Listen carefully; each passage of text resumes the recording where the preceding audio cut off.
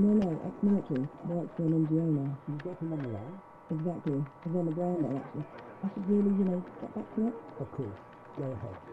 Oh, and Kate, send me a note later. Thanks. Hello, Nathan? Sorry to keep you waiting. My editor. Where were we? Hey, you were asking about the guy, the one that went back there, the guy that, Ah, that's right. And did you know him well? No, not really. He worked maintenance on our trucks. He was employed by IDAP. No, nothing like that. I mean, he just helped us out a few times. Off the book stuff. Guy was a local mechanic. Family business type thing, you know? I see. I remember he had a place on the edge of town, not far from our setup. We'd chat from time to time. He's a nice guy, friendly.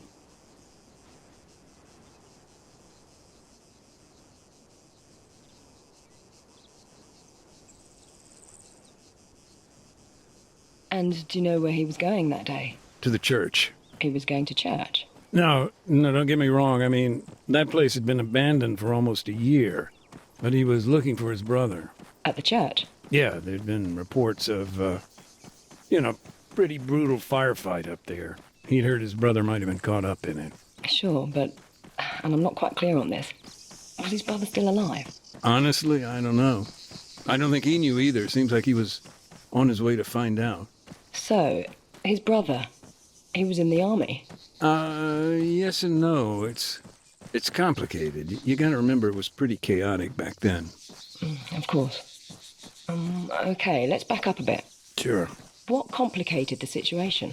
Just the history of it all. His brother had been a recruit in the Alta's Armed Forces, boot camp, basic training, you know. Well, this is back when NATO was still keeping the peace. But after U.S. forces pulled out, apparently he deserted. Do you know why? No, just I know they argued a lot about it.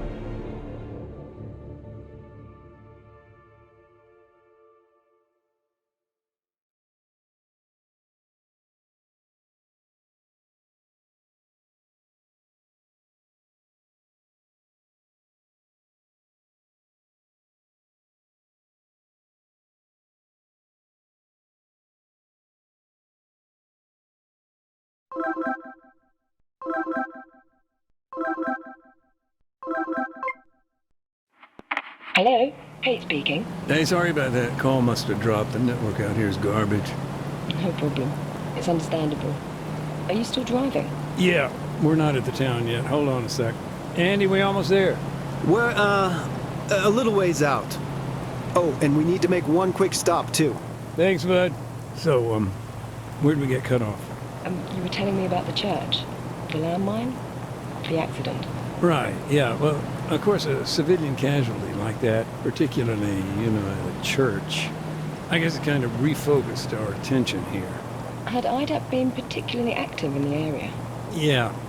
I mean, our project had a handful of camps spread across the country. But yeah, I was in the town itself for a few months. It's all different now, though. How so? Well, for one thing, IDAP used to be based right in the heart of Rio Castro. Of course, this was all pre-war. I remember, at that time, the local military maintained a checkpoint on the outskirts of town. That was understandable. I mean, the whole area was a kind of Wild West. Big mashup of civilian and guerrilla infrastructure.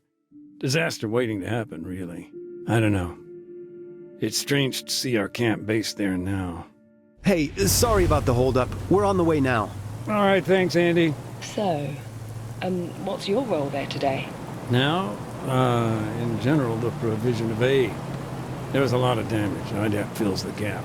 Drinking water, basic medicine, post-war cleanup, in other words. And on the ground, how does that translate to your work?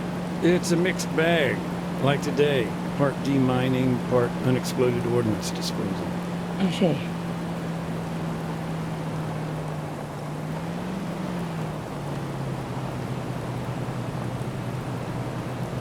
Heads up, Mac. Almost there. Got it. I'm sorry about that. We're arriving now. Give me a sec.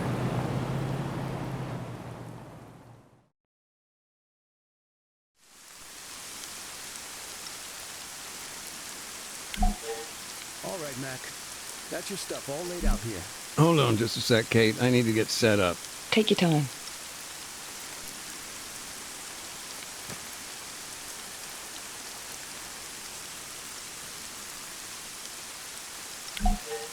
All right, then. You got everything? Detector working? You remember how to switch it on, right?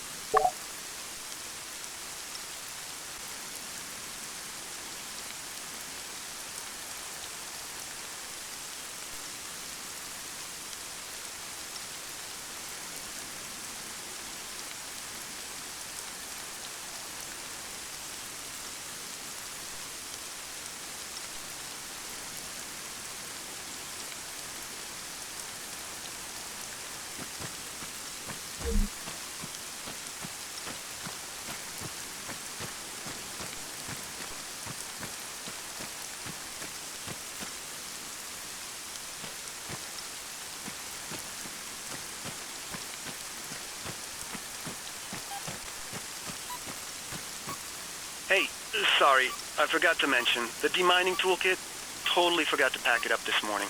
That's no big deal. We're just locating the mines for now. Just keep me posted.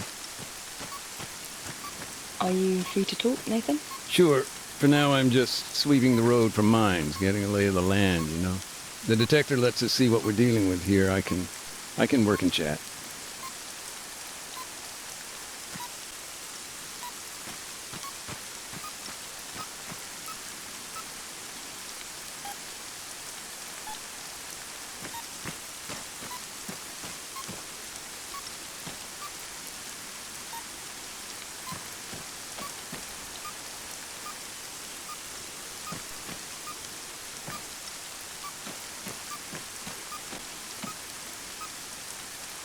Question. What happens when you do find a landmine? Ordinarily, we disarm it, but today, small oversight, we haven't got all our gear right now. Oh, it's on the way, I hope. Yeah, it's all good.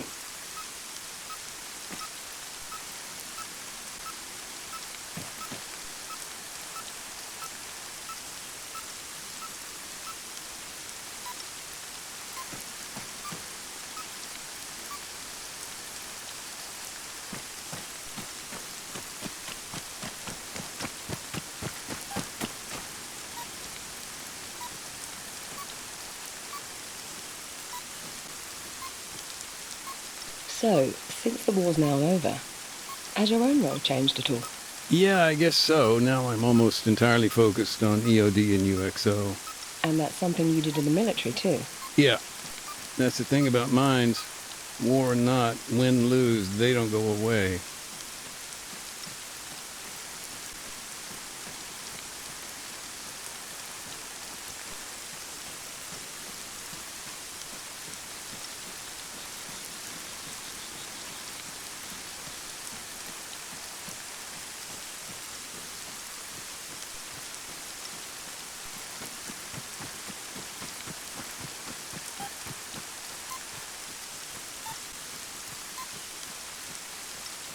How many minefields are you facing on Altis?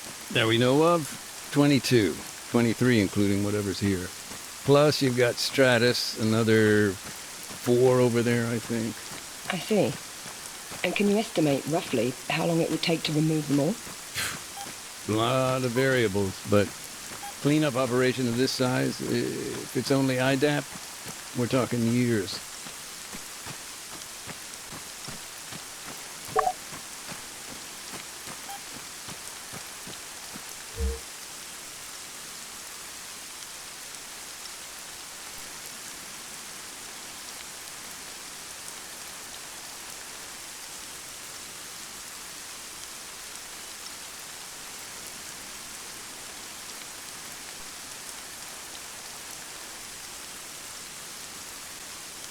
Do you ever get nervous? Yeah, but not when I'm working. It hits you after. Or before.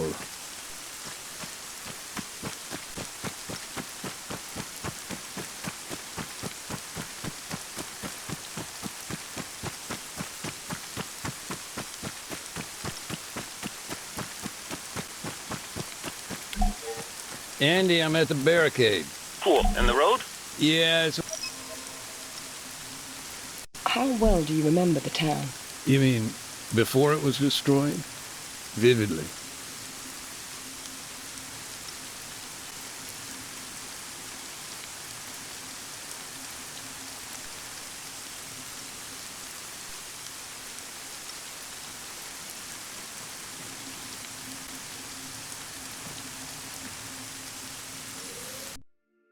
Hey, quick tidbit for you. Oreo Castro means beautiful castle in the local lingo. Oh, I didn't know that. Do you speak the language? Not so much, only with the older generation. Not a problem now, though. Oh? Well, Oreo Castro's pretty much a ghost town.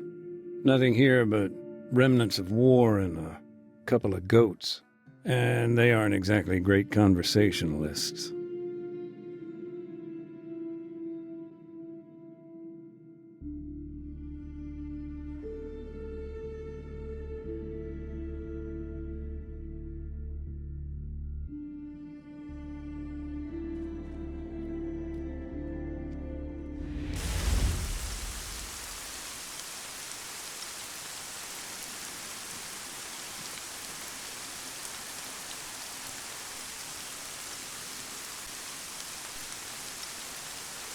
What do you hope to achieve in the town? What's your end goal? Poke around, get rid of all the bad stuff, ERW, explosive remnants of war. In Oreo Castro, that'll be landmines and some leftover ordnance.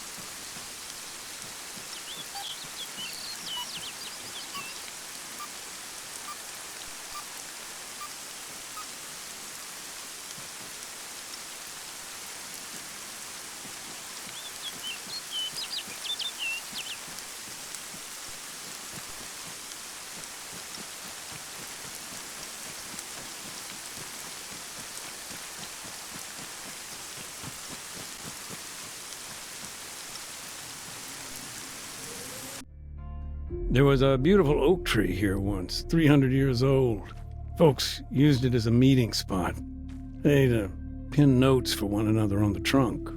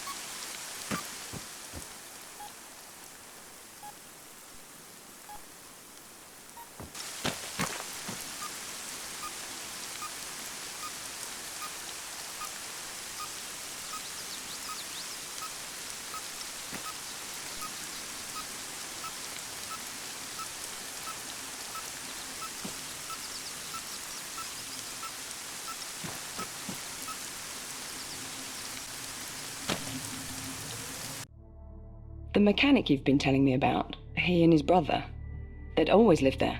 In the town, you mean? Yeah, as far as I know. The family business, the garage, it kind of kept them rooted.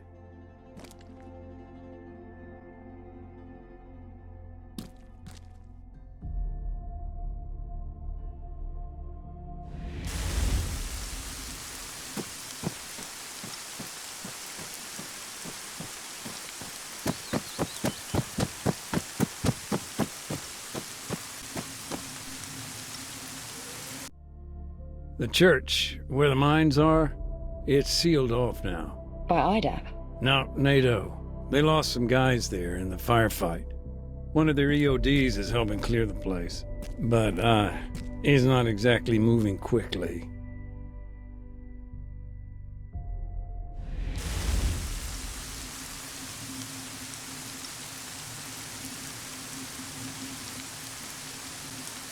Hey, fuckhead! You wanna... Hey, Andy, Yep. What's up? what's the deal with the church? Can we get in or what? Sorry, Mac.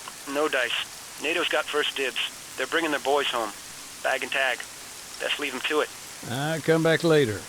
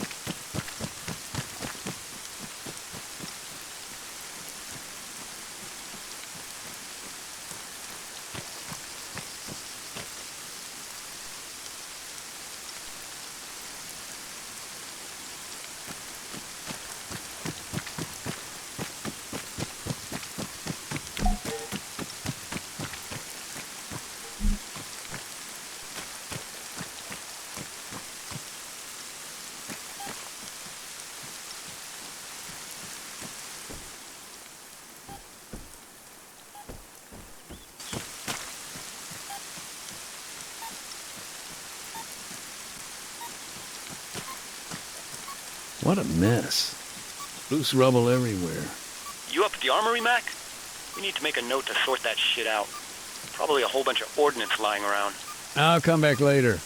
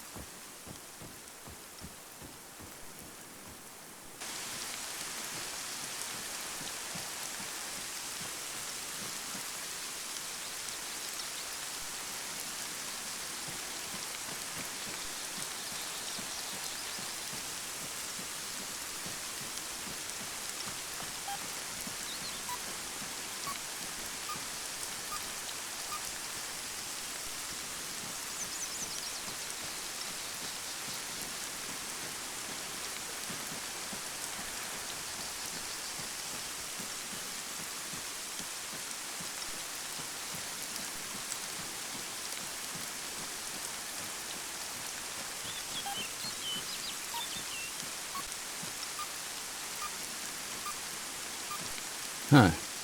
Where our camp used to be. Anything left? Not much. Few memories, maybe.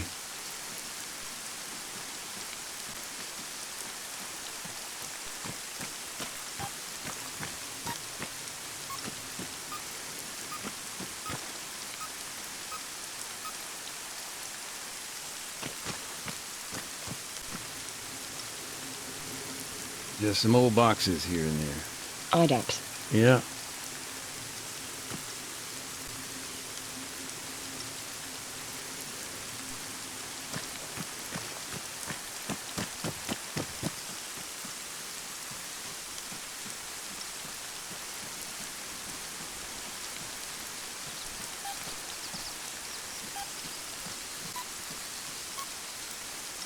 I got a UXO here dug right into the wall. Shit. You'll need the toolkit for that job. I'll get on the horn to dispatch, see what's taking them so long. I'll come back later.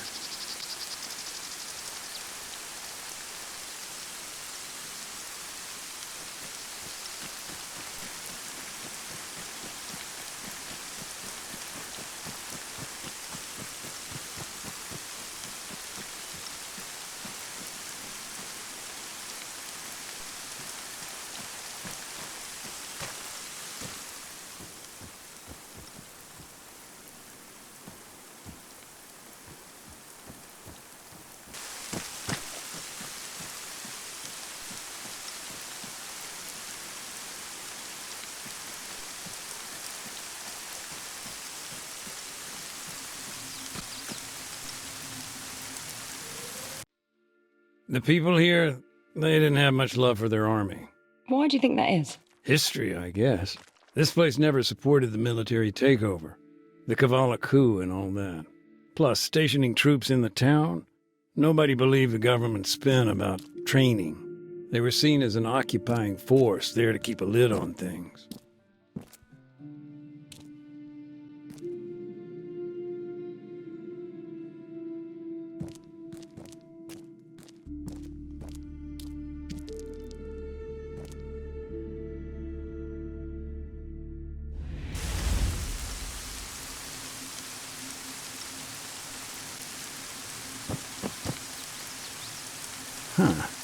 I got a blocked door here. Yep. NATO still hasn't gotten its ass into gear.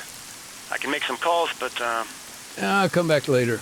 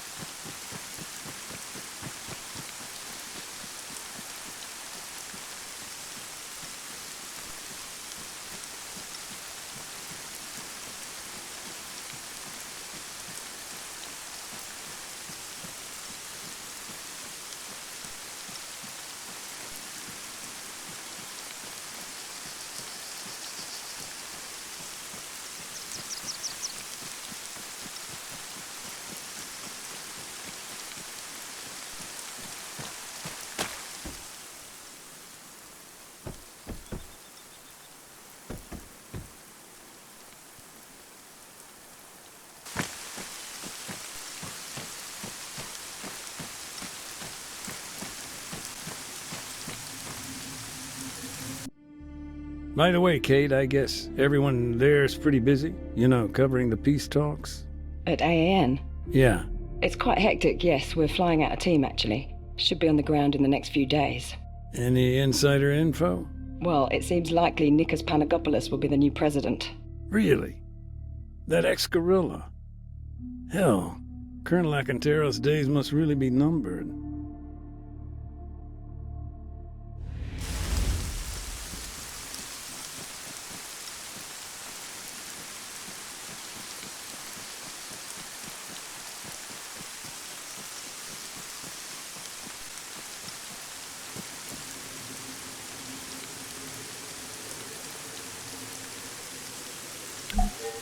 It was NATO that helped bring him in.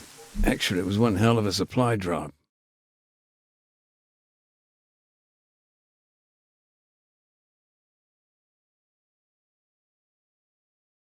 So, the supply drop, this was when exactly? Right around the time we saw the ceasefire starting to break down. Must be more than a year ago now. So, at that time, your camp was in the center of town? Yeah, things were getting pretty desperate, though. I remember we hadn't been resupplied in months. No food, water, medicine. We were used to issues with logistics, but I don't know, in the end it got so bad U.S. forces prepared an airdrop. Not an easy task considering, but those crates, they really were life and death. That's why we needed somebody on the ground. Someone to make sure they came down okay. And who was that?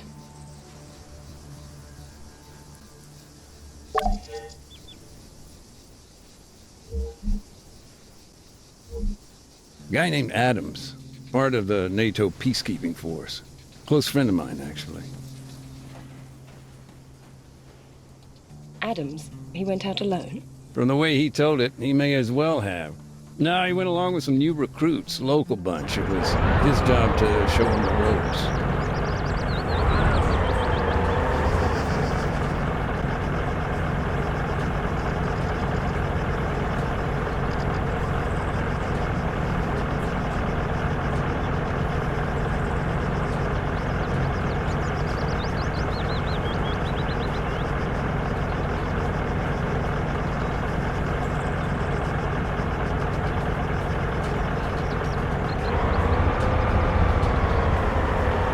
Something I'm not quite clear on.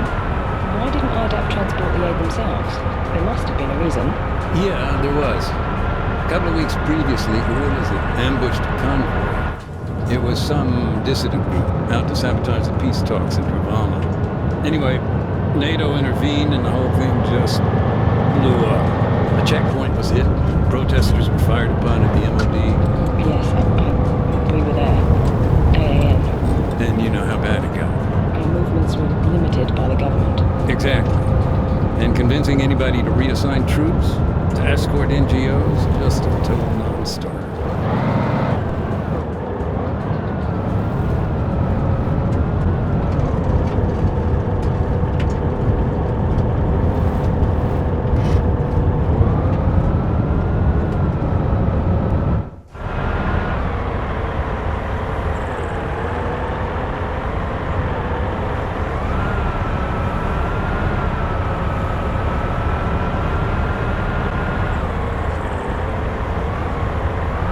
Tell me more about your friend.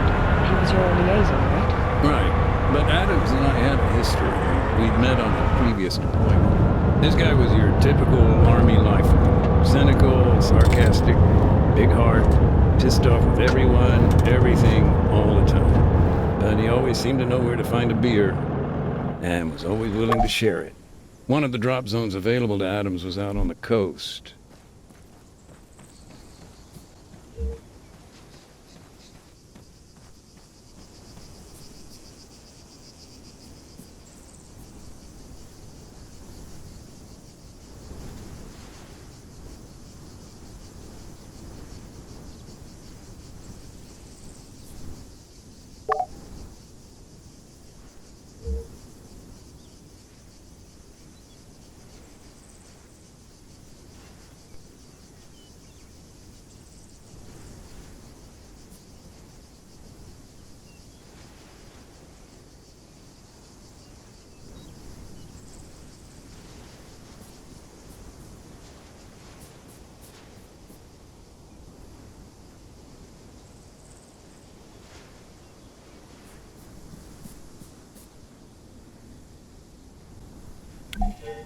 Once he'd called in the airdrop, that was it. They just had to sit tight, hope for the best. One thing I don't understand. What were they doing there, all the way up in the mountains? The town, Oreo Castro, this place has historic ties with the guerrillas. For years, people here would provide them with food, water. I see.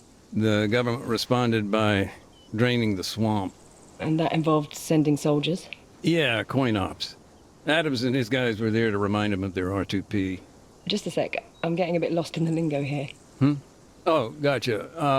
R2P is their responsibility to protect. Counterinsurgency can get real messy real quick. He was in charge of training, laws of armed conflict, that kind of thing.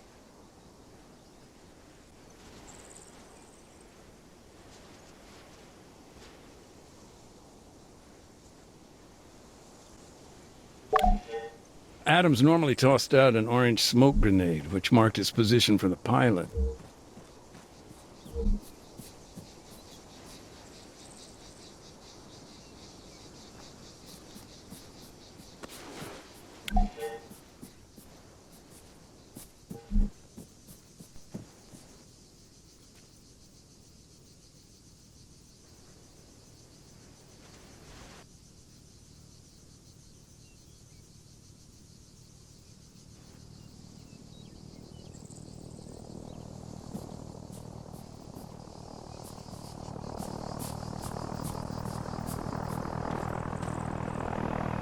So, these crates, were there a lot of them, or...?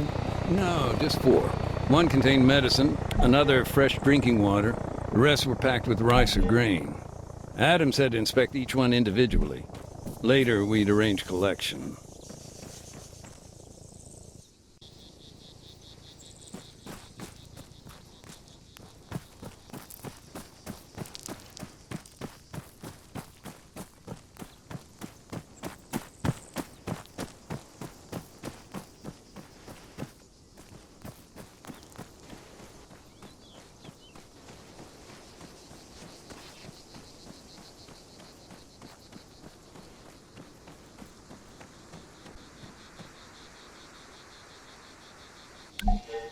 It wasn't uncommon for the sacks of grain to split on impact, but that time, we got lucky. He didn't lose a single one.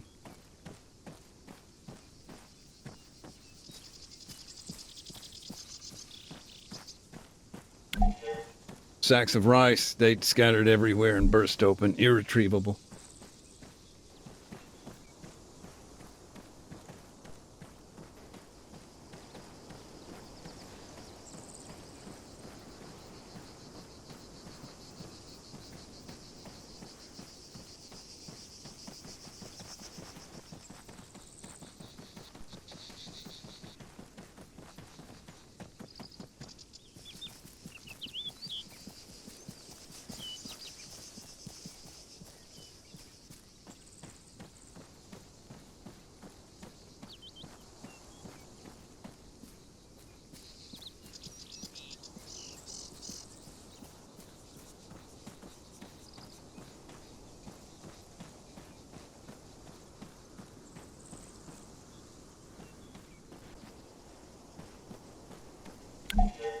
The medical items, they'd been trashed. Vials were broken. Just a total mess. It was a disaster. Adams didn't know it, but one of our doctors, he lost a patient because of that.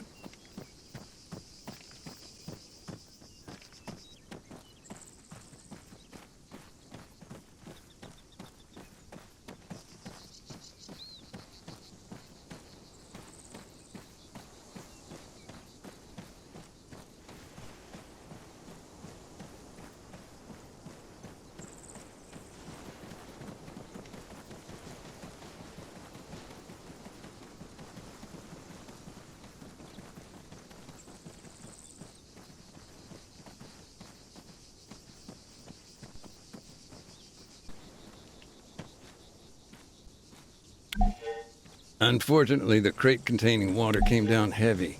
Most of the bottles inside had split open. As for the crates, they still needed to be checked before anyone else arrived. Now, the thing with airdrops, they're not exactly subtle. Smoke, noise of the plane, those bright green parachutes, they're gonna get you noticed. And when you're in the middle of bandit country, that's a problem.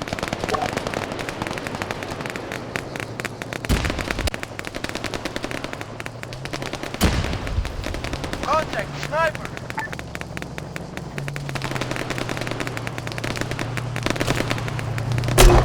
Reloading!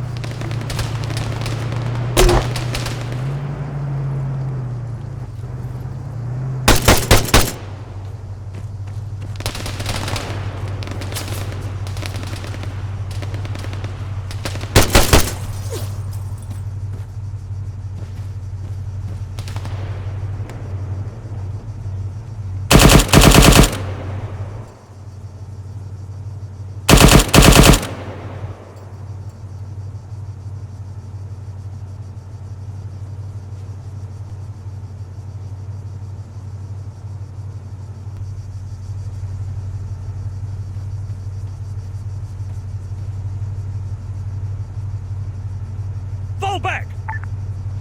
Petros, sit rep. Stay low! Gekas, report in. Over. Leventis, report in. Over.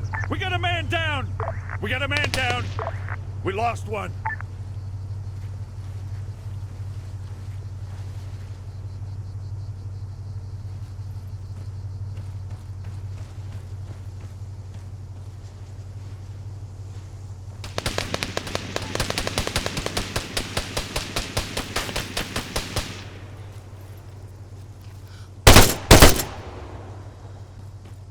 The guerrillas attacked. Yeah, from what I heard, it was pretty intense. I don't have the numbers, but maybe 6 or 7 were killed. And what happened when the supplies had been secured? Adams would fire a flare.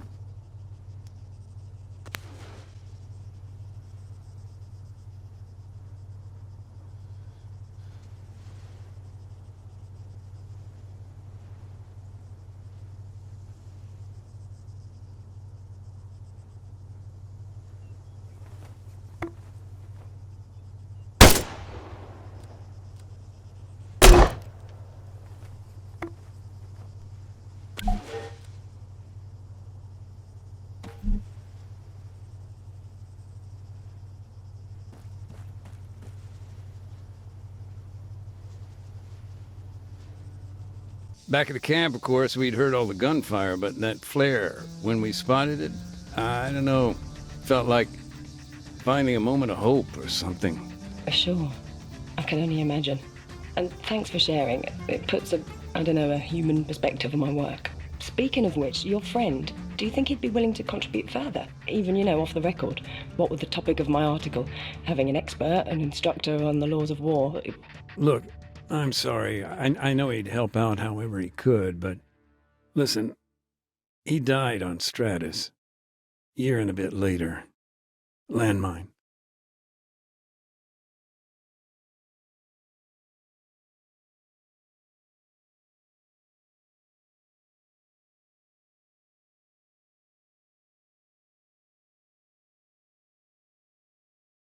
Mac, heads up.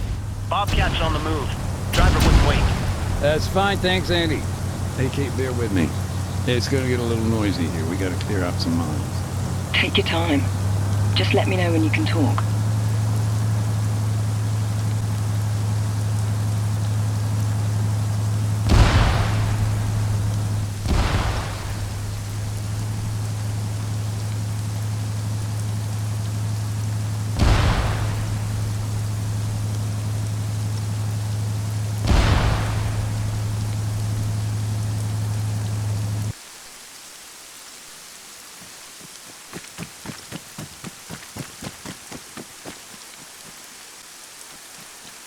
What a mess. Loose rubble everywhere. You up at the armory, Mac? We need to make a note to sort that shit out. Probably a whole bunch of ordnance lying around. I'll come back later. Okay, road's safe now. Bring the van on up. Will do. Also, Mac, the NATO guys, they've kicked in all the doors. You're free to search inside the buildings now. Got it. At least I can get out of the fucking rain. I'll come find you in a bit. Have fun reminiscing.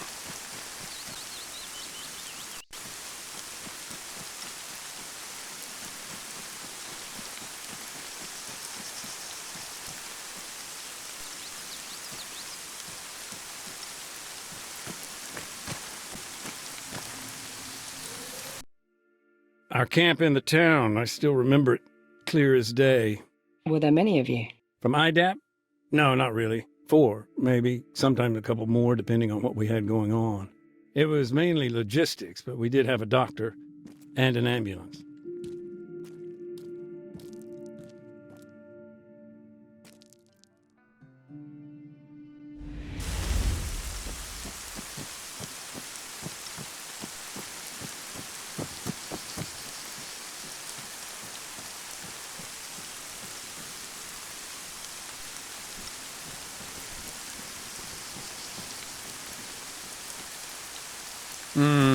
I got a UXO here dug right into the wall. Shit. You'll need the toolkit for that job. I'll get on the horn to dispatch, see what's taking them so long. I'll come back later.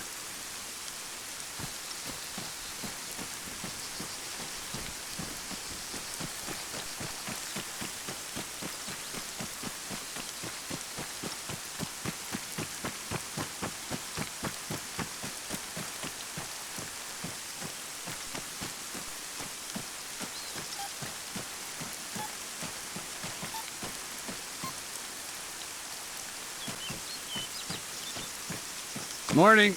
You been in? You kidding me? I ain't going in there, man. That shit's all yours. Where are you now? Who, me? I'm exploring. I can hear an echo. Yeah, I'm in what used to be the mayor's place, actually. At least it was before the government forces took it over.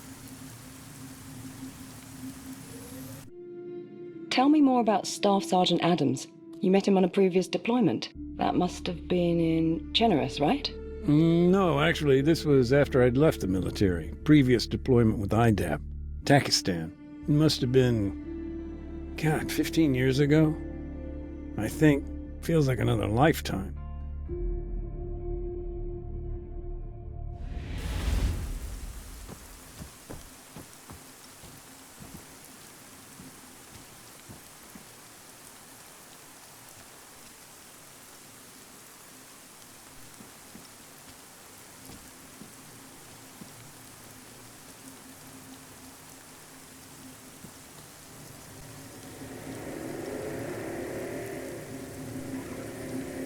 I got a leaflet here. The Army must have scattered thousands of these. Propaganda. Something like that. This one says, there's still time to surrender. Maybe a bad choice of words, considering.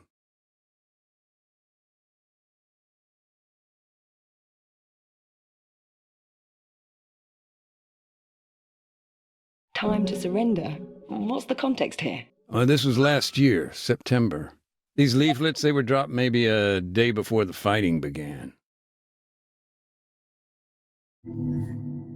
You see, the guerrillas there, they'd found themselves a new leader. Charismatic, ex-military. For him, this was no time to surrender. Far from it. In fact, he used that time to rally his people, encourage them to resist, build defenses. Meanwhile, the Army was setting up for a major offensive. The attack on Oreo Castro? It was no secret. Of course, after the leaflet drop, IDAP started to pull out of the town. So the little I do know, well, that brings us back to the brother. The one who disappeared.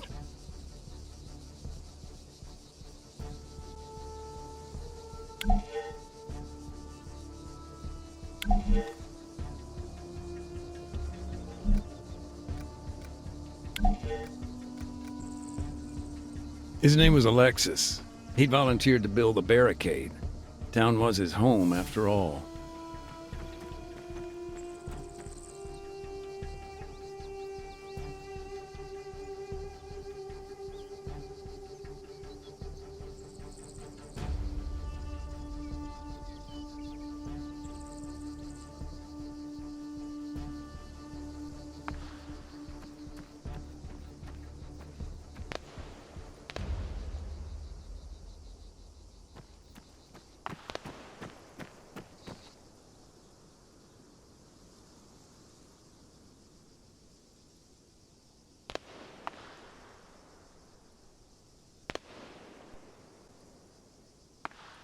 If I understand it, you know about what happened through the brother. Alexis, was it? Did you meet him? Not directly, but, it's a small town, right? People knew Alexis. After what happened here, I talked to the locals. Found out what I could. The rest of what I know is pieced together from the commission report itself. Actually, that incident report, the evidence you submitted, that's partly why I asked for the interview. I want to gain a human perspective. Well, that's understandable. I mean, for a humanitarian commission, those reports tend to be, A little detached, yes.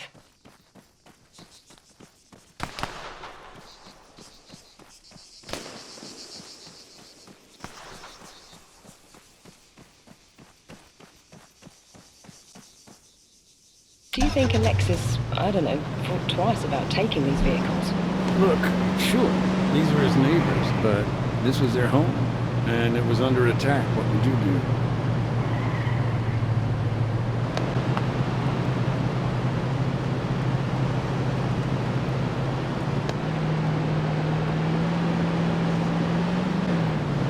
Help me out with some context here.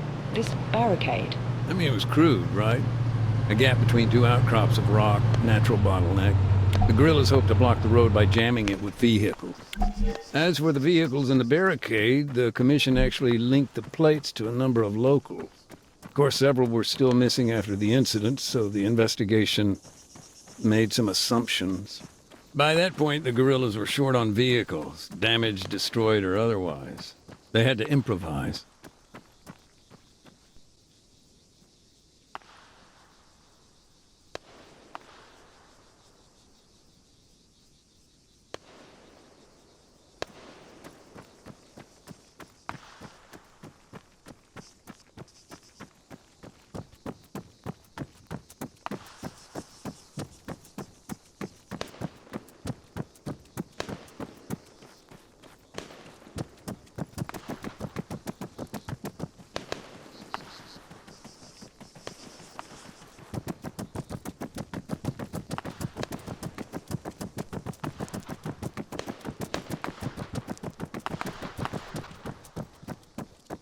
So, just to clarify, in your email you said you served as a combat engineer, the Marine Corps? That's right. South Zagoria, generous. Then it's fair to say you're no stranger to the subject of my article, the laws of armed conflict. I've seen a few things, heard stories. It's rarely been, clear-cut, right and wrong. Oh, absolutely. That's why it's so important to gain your perspective. You've seen things from both sides. I mean, now as an NGO too. Sure, yeah. These vehicles, I suppose all of them were taken without consent. Well, yeah, given the circumstances. The owners couldn't exactly refuse. Right, but that's the thing. Never mind theft being illegal. The laws of armed conflict prohibit such actions.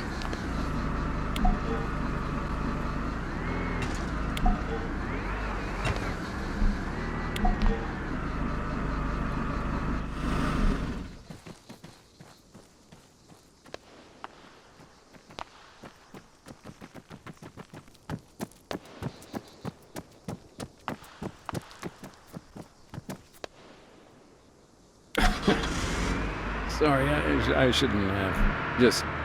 I was thinking, he even took a local priest's car. I remember I was talking to Father Georgiopoulos, and he was actually very good about the whole thing. How so? Something about rich men and camels. After Alexis built the barricade, what then? Did he stay inside the town? No, that's where the story gets more complicated. The barricade itself was later chained up and set on fire by someone else. I don't know quite who.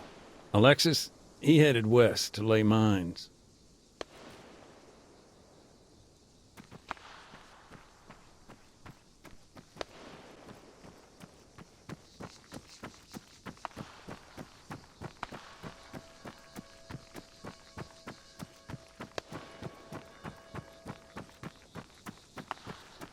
Anti-tank mines were already in the ground.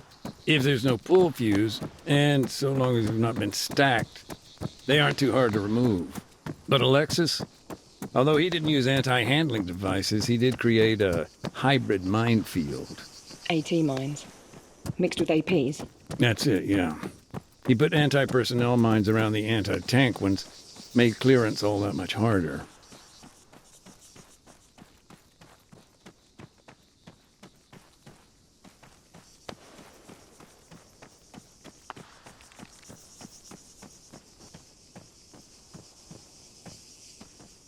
These mines, how did they get hold of them?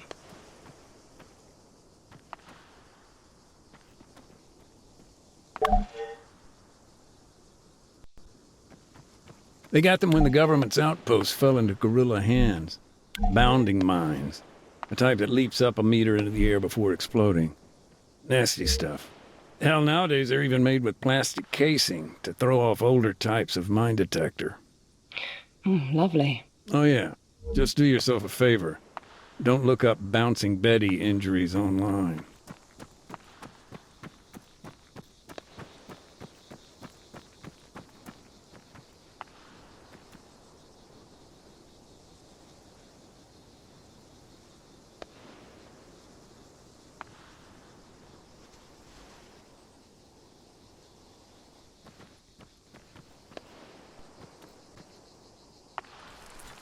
And they're still there? Mm-hmm. And not for long. We're setting up our demining drones as we speak.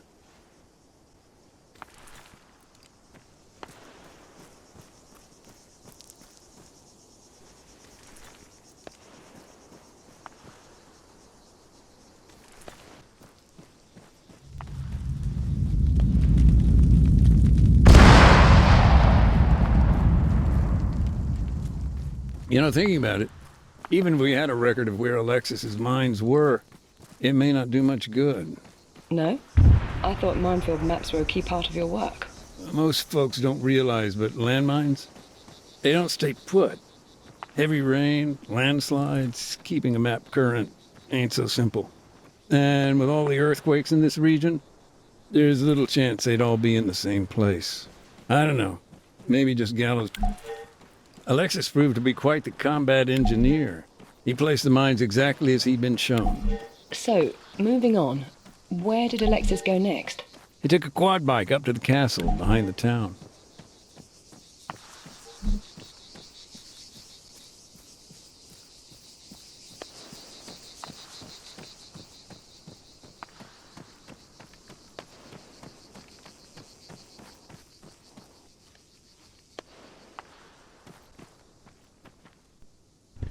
The castle?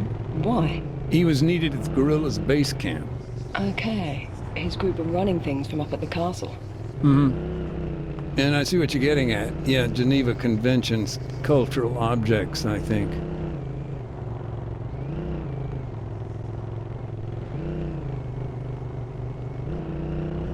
Maybe a technical question. Go ahead.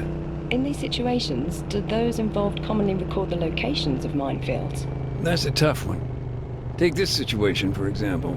I'm convinced Alexis would have made a record. It's his home, after all. But do we have access to that information? No. And that's the problem. Things, information, people, landmines, they get lost in the fog of war. But that's the thing about landmines. Lost or not, they stick around. They wait to be found.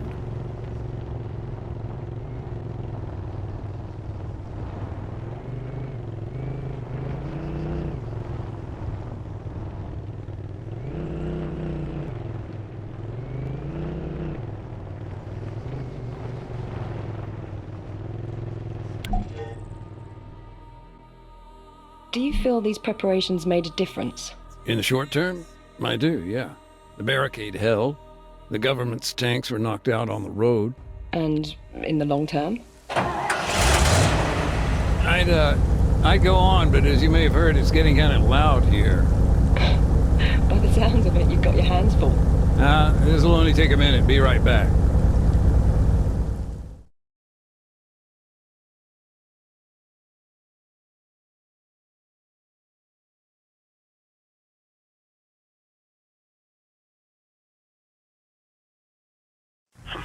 Bet you wish we had one of those in Pakistan, huh? I gotta admit, that's 60 tons of getting shit done.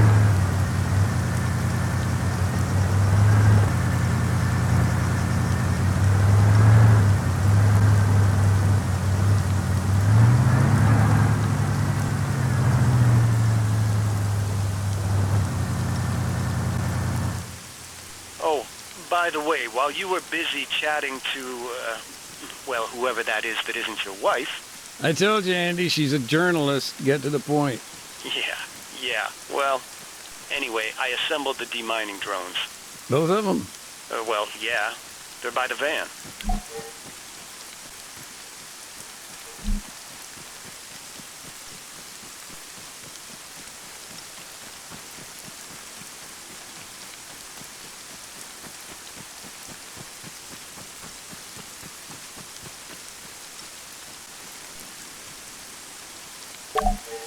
All right, got the terminal. Cool. So just connect it to a drone and, yeah, take control.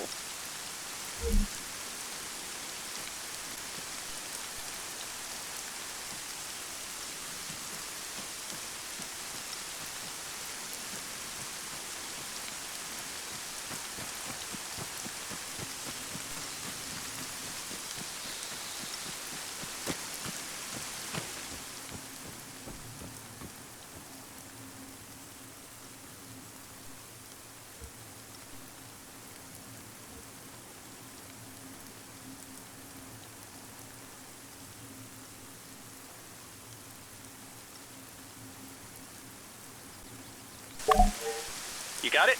Looking good. So, you're gonna want to use the auto hover mode. Switch it on whenever you need to stay in one place. Auto hover, right. I'll arm the explosives once you've reached the minefield.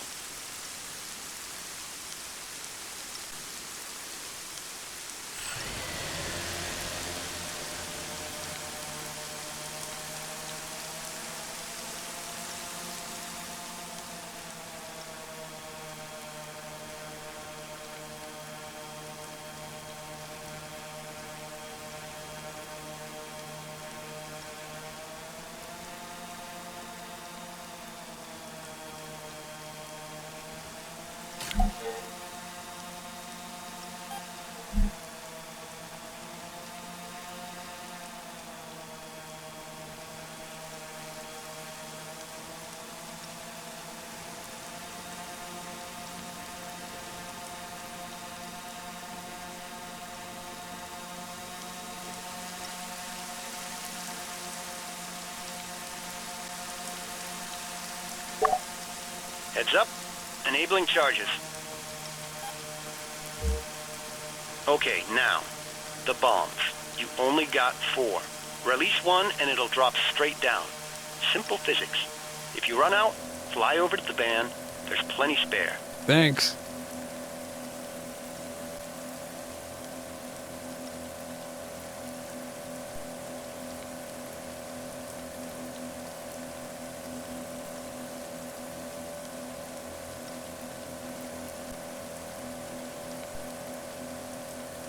Having fun there? Making things go boom, you know it.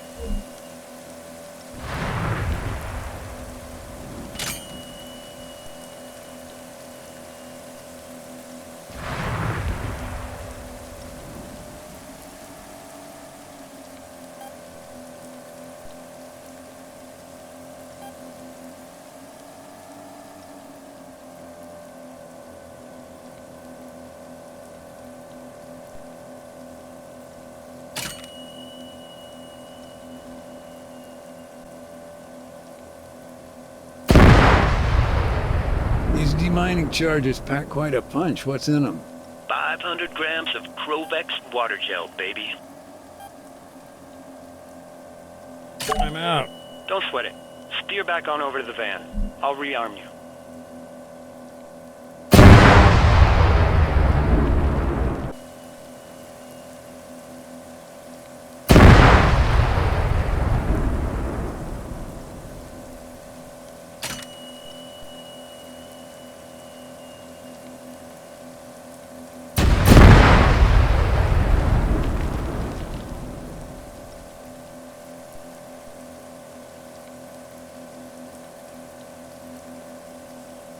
I'm out. Don't sweat it. Steer back on over to the van. I'll rearm you.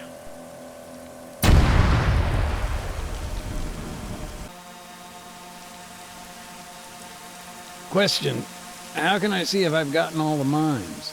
Your drone's got a dedicated sensor. Get close enough, and it'll detect any nearby explosives.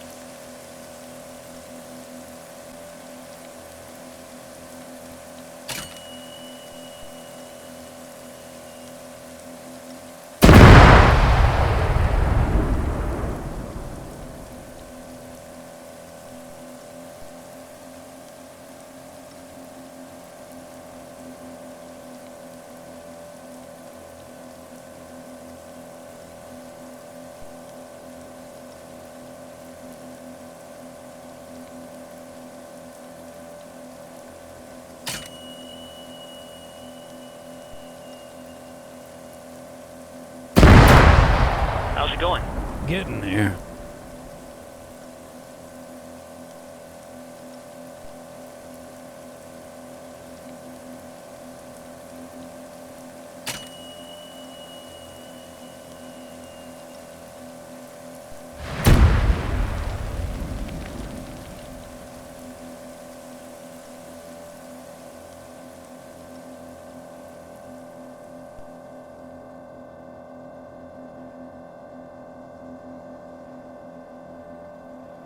Gonna need another resupply. No problem, Max. Same deal.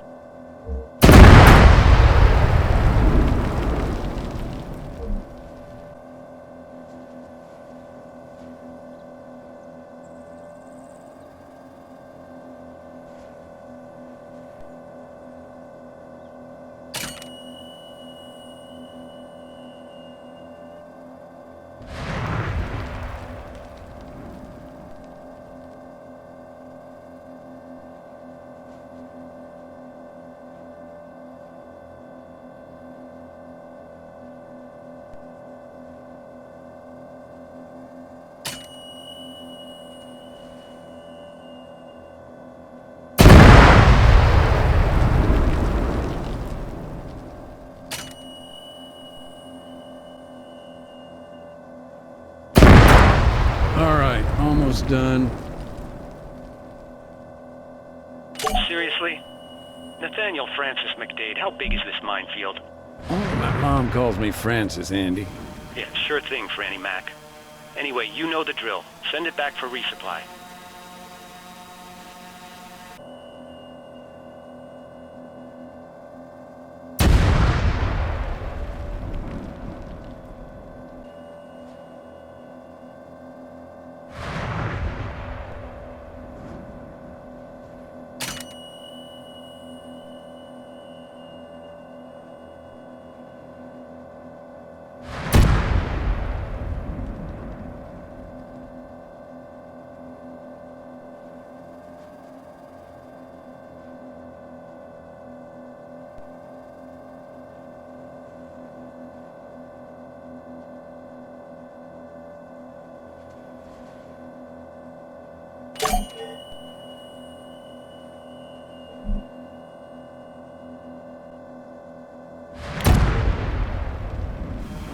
That's it.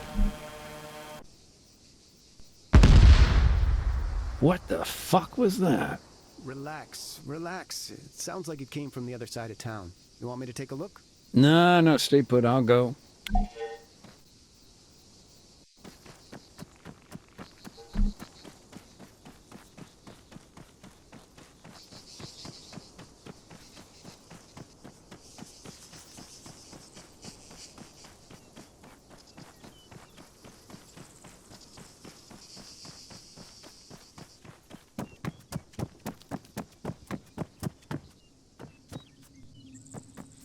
Yeah, collapsed building, UXO, I bet. Skittish things at the best of times. Disturbed by your demining activity? Could be. That's what makes them so damn dangerous. You never know if they're gonna stay unexploded. The Army's offensive against the town. It seems like, well, a disaster, to be honest. Yeah, they never imagined the guerrillas would put up a fight, that's for sure. The mines on the road caught them off guard, immobilized their armor. They took heavy casualties from mortar and MG emplacements, too. Some even blamed the Army command, said they gifted the enemy time to organize. The leaflets. Right. It was a tough call. Complying with the laws of war, it's got a price.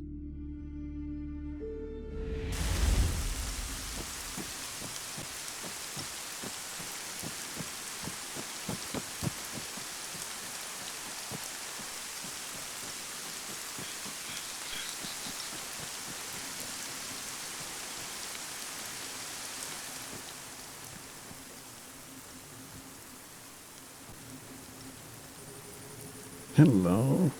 How'd you get here? Another find. Mm-hmm. Laser designator.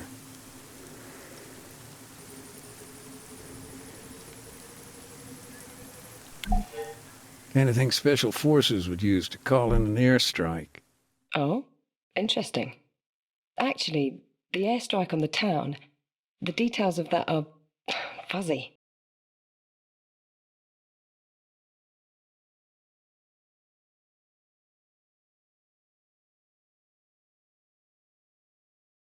Do you happen to remember it well?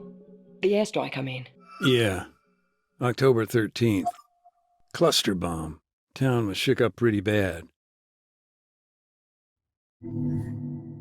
The Army just wasn't able to capture the place. And Colonel Arcanteros, he did not tolerate failure. So he asked foreign powers to intervene. Come in, break the guerrillas' resolve. Right.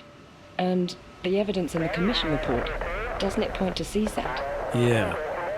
But truth can be the first casualty of war. Sure, but didn't somebody witness them in action? From a distance, yeah. Though he wasn't exactly what you'd call reliable. Guy was a goat herd. Barely spoke any English. That was not in the report I read. It never is.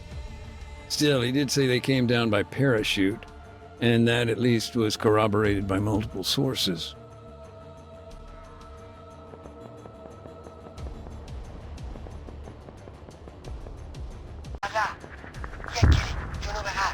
دشمن داریم سلاح ایسا 600 متر سمت 285 وارد مسلح یک کیلومتر جنوب غرب. These operatives, then? They moved in on the castle. Yep. Must have been a fire team at least. اوکی بزن بریم.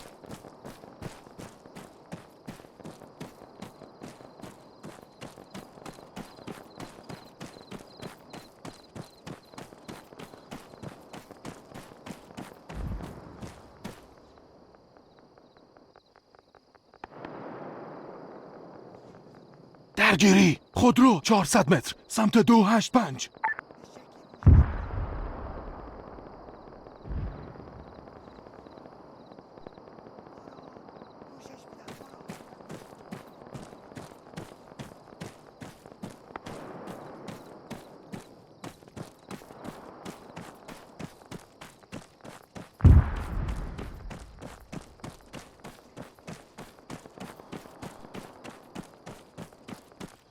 The man who claimed to have seen all of this.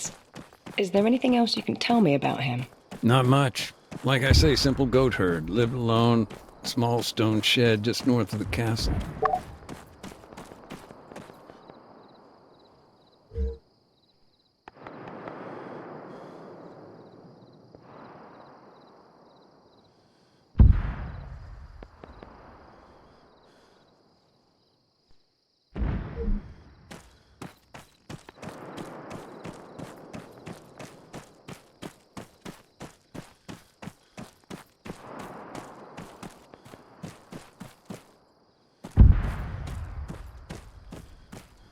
Okay, let's get back to CSAT. What were they doing there, on Altis, at this time? They were an embedded training team, ETT. Officially, they were just there to oversee counterinsurgency operations. And unofficially? Anyone's guess. A lot of different rumors. Black sites, car bombs, false flags.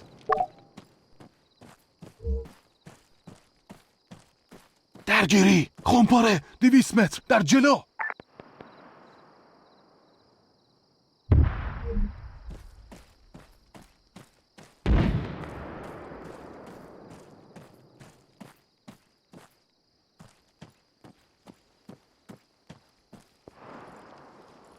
درگیری مرد 100 متر جلوتر.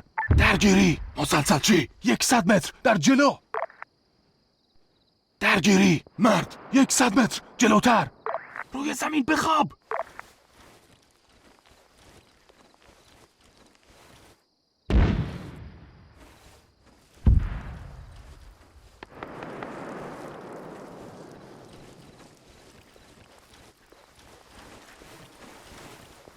درگیری مسلسلچی 100 متر در جلو. درگیری پیاده نظام 100 متر در جلو. آماده شلیکم. 2 هدف مرد جلو. هدف رو میبینم.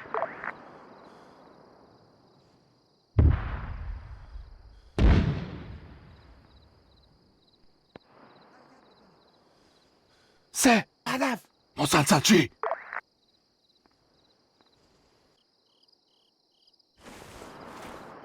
هدف مشخص.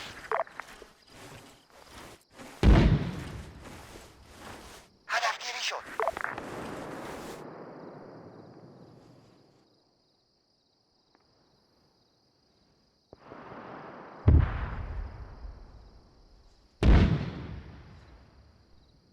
سربازها به میل خودتون شلیک کنین. The guerrillas were taken out one by one.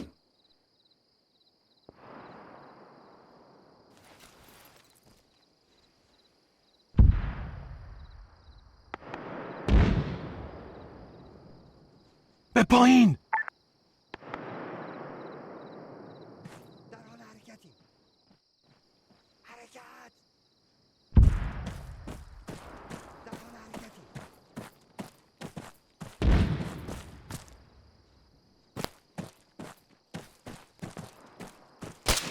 منو پوشش بده. به شکلی پوشش میدم. یک کدومو بگیر. برو من پوشش میدم. شلیک نکنید.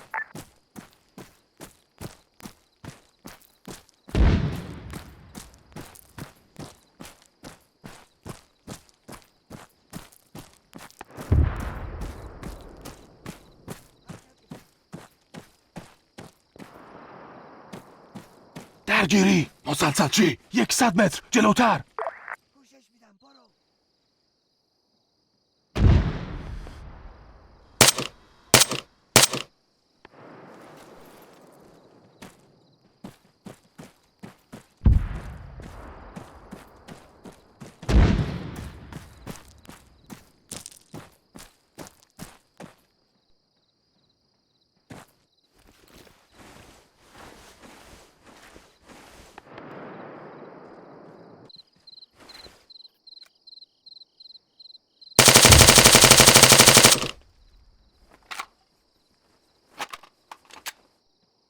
سربازها به میل خودتون شلیک کنین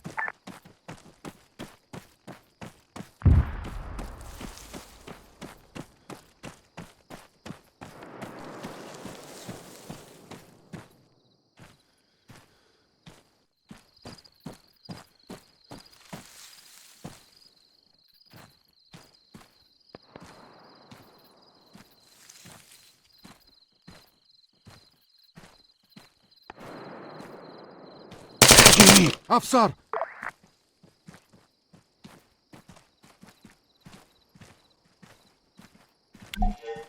Then, silence. If we're to believe the goat herd, they then set up a position on the battlements, moved to a vantage point on the castle's outer wall.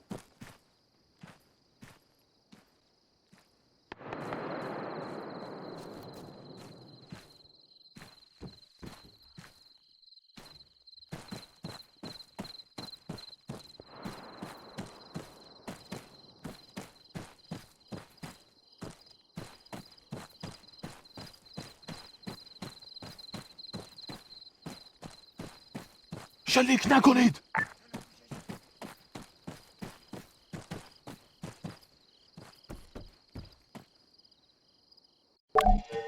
Okay, according to my notes, several targets were identified from afar, presumably by these special forces at the castle. Once they had a handle on what was what, they called it in. A jet approached from the east and dropped a single bomb. The positions in the town were then destroyed, but the church and IDAP's camps were left untouched. Does that match up with events as they were given to you? Yeah, though to manage a guided strike like that, they must have had thermal imaging.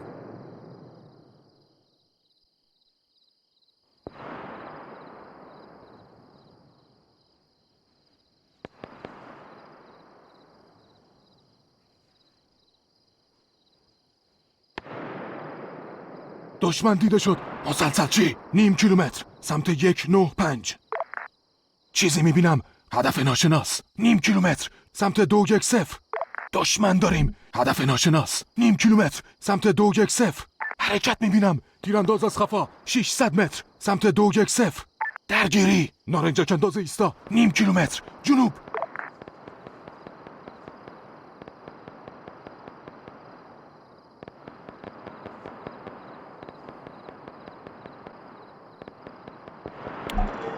Did IDAP have any workers operating outside the camp? One of our doctors. He'd gone out with medical supplies despite the fighting.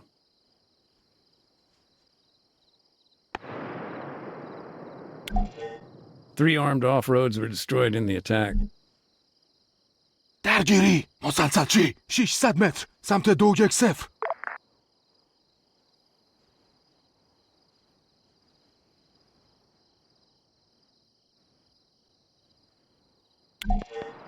So, IDAP's camp, there weren't any injuries? No. A miracle, really. Although if we hadn't relocated to the church when we did, it would have been a different story.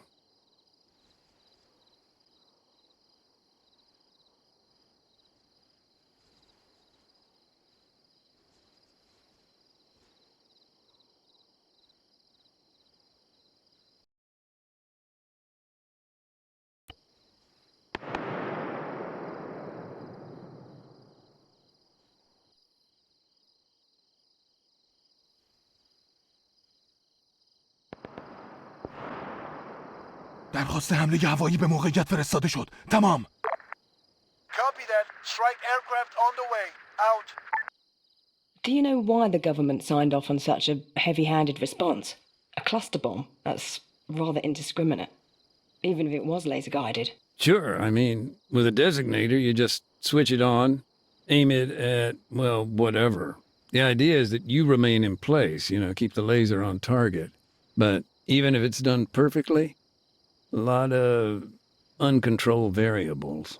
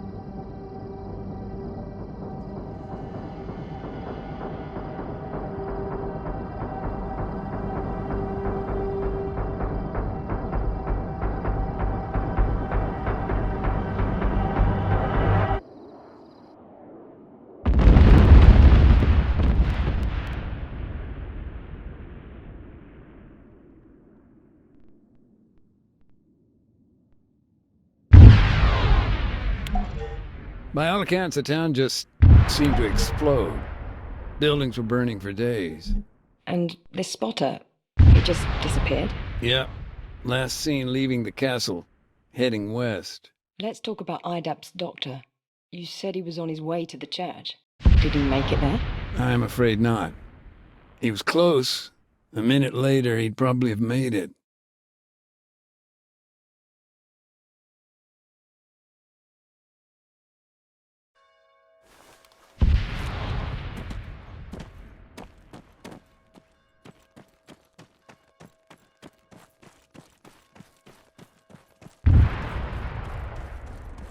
روی پا!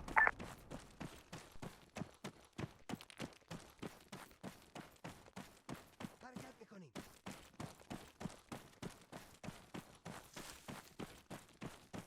I can certainly say the devastation was severe.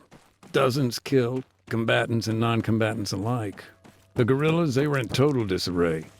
Many fled, retreating to the mountains. And IDAP, we did what we could, but there were so many wounded.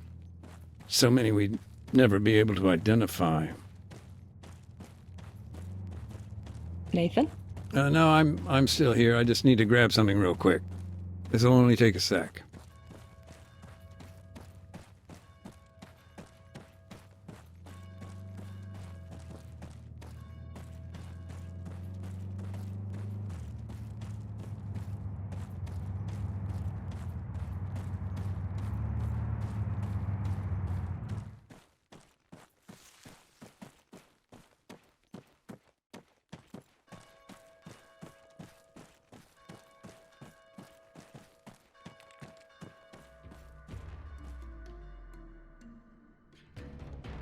I understand that CSAT denied any involvement. Yeah, who knows?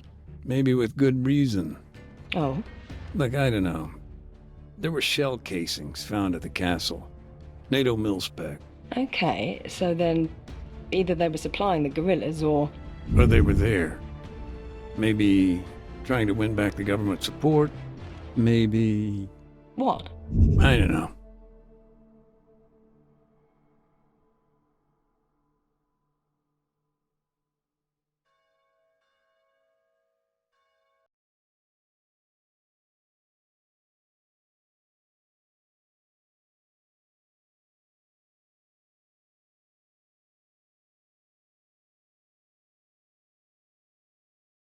Hear that?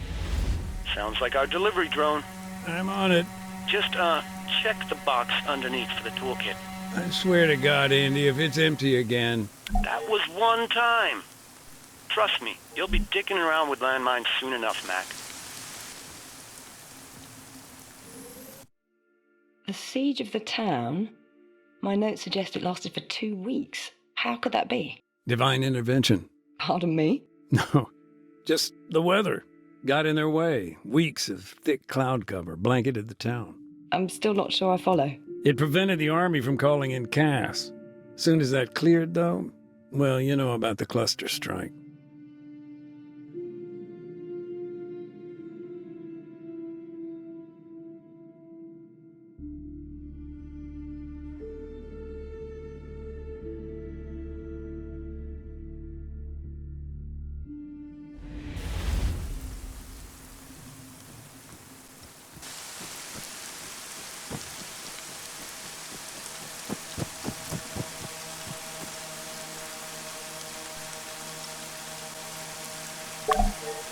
Good. Toolkit's here.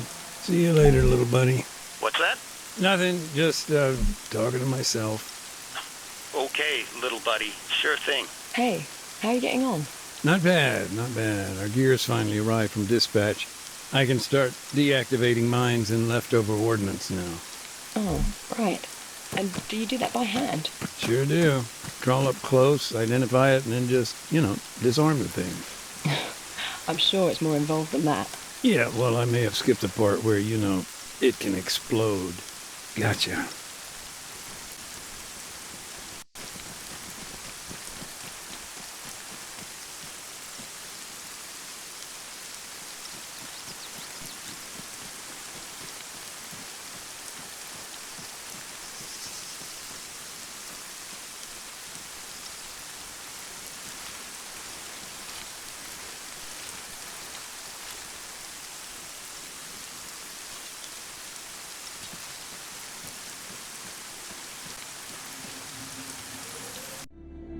I've been meaning to ask, after NATO pulled out, when CSAT stepped in, how did that affect your work? Day to day? I mean, CoinOps stepped up, but honestly, things are already sliding that way, even with NATO at the helm. For the most part, CSAT were mindful of our activities. Brutal, no doubt, but at least clinical.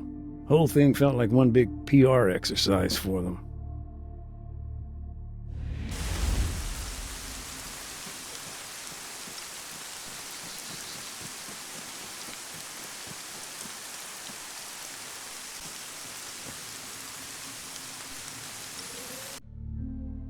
When I joined IDAP, we were a pretty small outfit. And how many countries is IDAP active in today? Now, we're pretty widespread, 50 in the global south alone. CCB, DRR, you name it, we provide aid and development for more than 60 million each year. If you don't mind me saying, Nathan, you sound... I don't know exactly.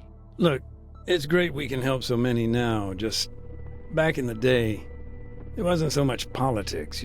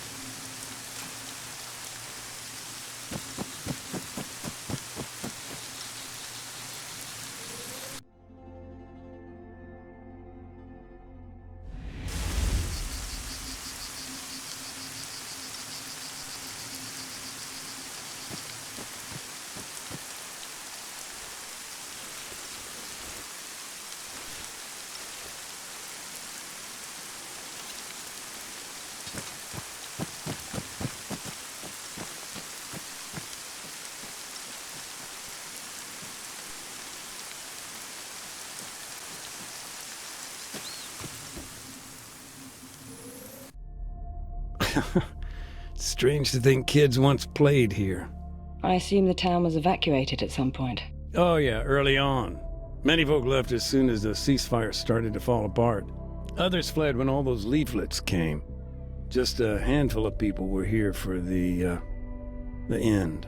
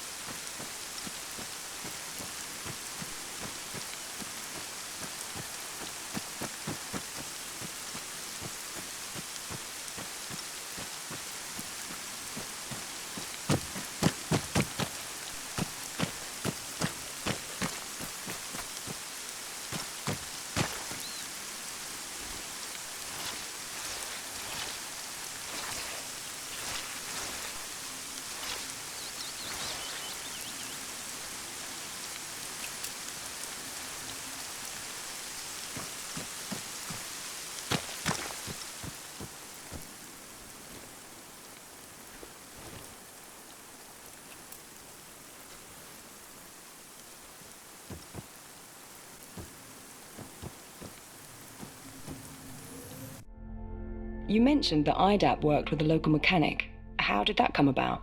Hollywood might call it serendipity, but I don't know. He just saved our ass one time, and then another, and so the story goes. There wasn't much special about his setup, but guy knew the difference between a crankshaft and a tire iron. He was good at what he did then. There wasn't much he couldn't fix. Never asked for a receipt, though, if you know what I mean.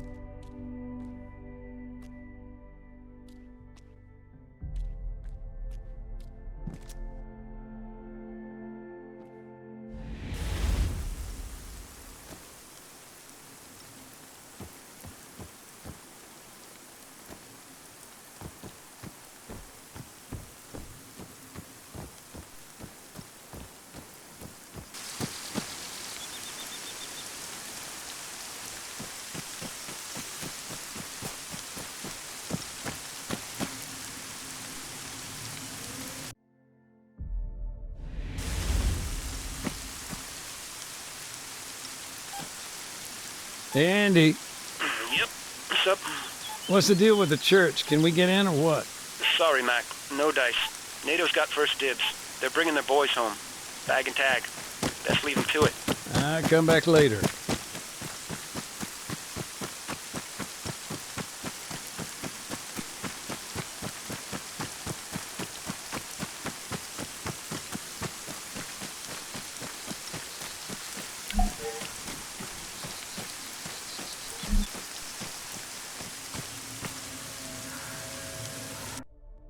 You know, Alexis' house, his workshop, it was like something from another time.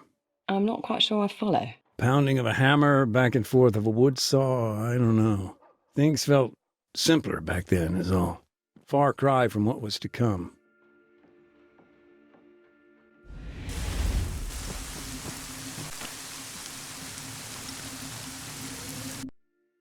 If there's one thing I remember about Alexis, it was the guy's pickup truck. Thing made a hell of a racket. And his brother, wasn't he a mechanic? Why wouldn't he fix it? Oh, believe me, he tried. But that was Alexis, stubborn as a mule.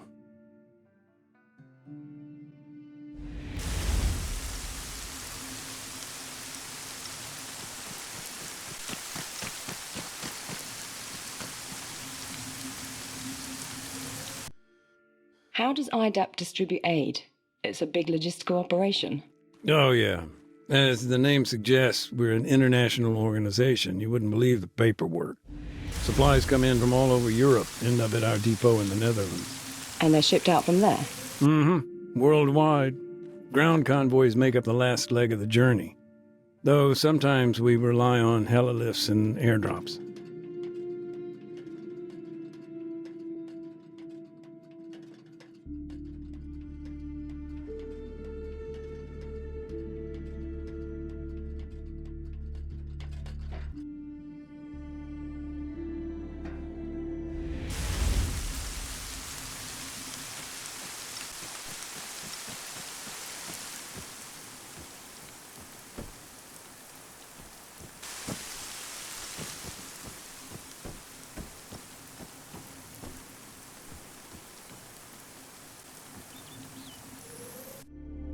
Whole families, you know.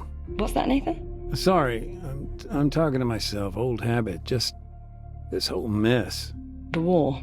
Everything. I focus on my work, get the job done, but now and again, it's hard not to think. What happened to the folks here?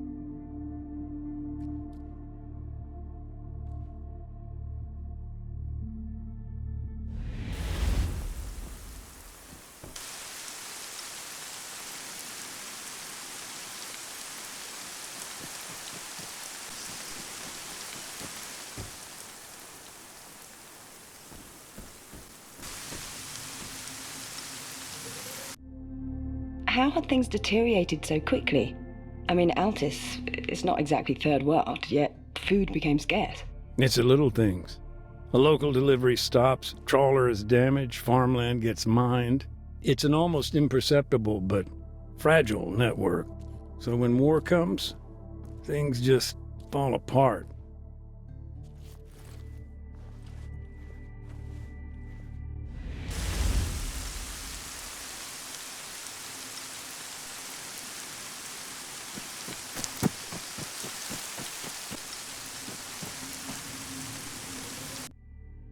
So, Nathan, may I ask, when you first came to Oreo Castro, what were you doing there? IDAP asked me to give some talks on landmines. Talks? Who with? Anyone who'd listen, really. It was all about raising awareness.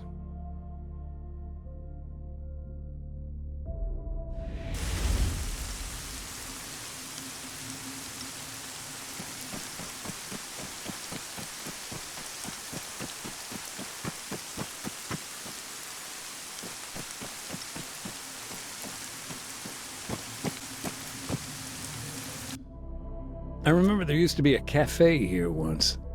Local place. Actually, that's an understatement. I must have picked up more local curse words there than the entire rest of my time out here put together. It sounds like quite an institution. Did it shut down when the fighting started? Eventually. The guy who ran it, he didn't have much love for the government. I remember he used to charge the local soldiers double, called it a tourist tax. And one night he was bundled off in the back of a truck. Never saw that guy again.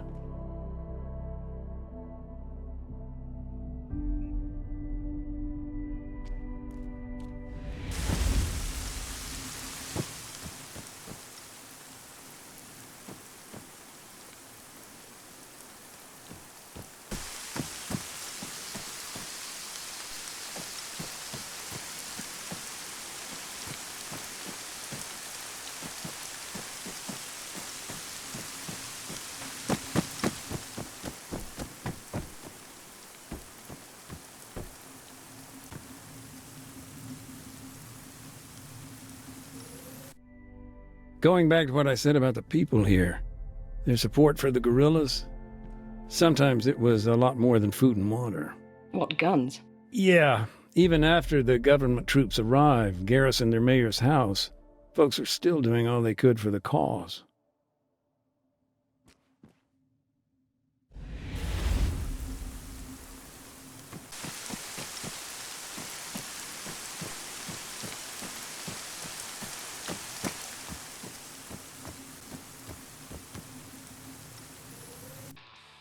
My understanding of NATO's actions, particularly against the guerrillas, it's patchy.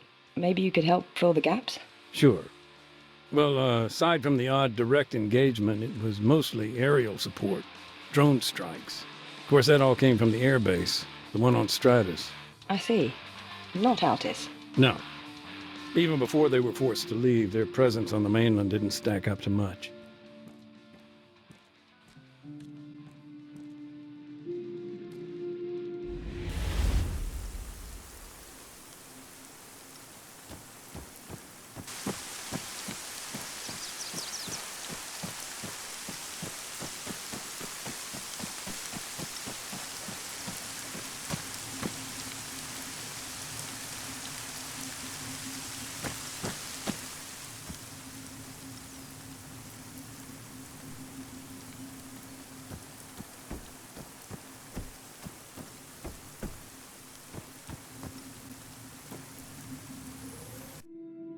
Those guys at the outpost, the ones murdered by the guerrillas, they never even got a shot off. How come? Not sure. I mean, it all happened at night. Big thunderstorm, heavy rain. But there are rumors. Some even claim the attackers were wearing army uniforms. I see. That would constitute a war crime, no? An act of perfidy? Yeah, but after the executions, in for a dime, in for a dollar.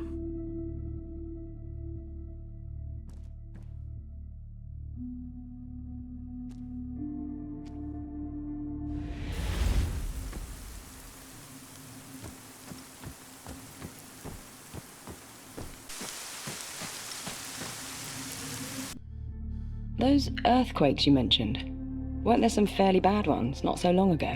Nothing too major. The worst came during NATO's invasion, actually. Solid 4s and 5s on the Richter scale. The soil out here is pretty loose, though. Folks were worried about gas lines getting damaged. Turns out, they were right to be.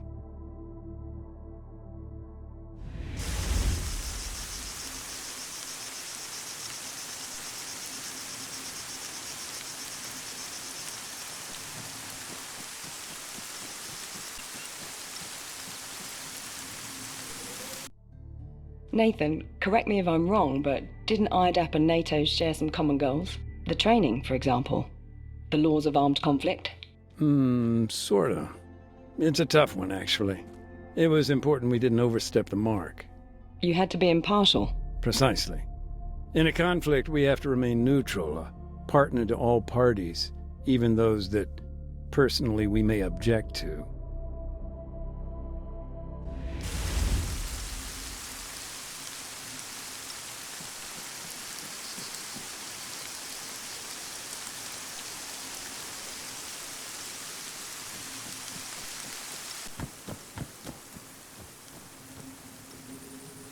There's an old photograph here. Picture of Alexis and his brother Marcos.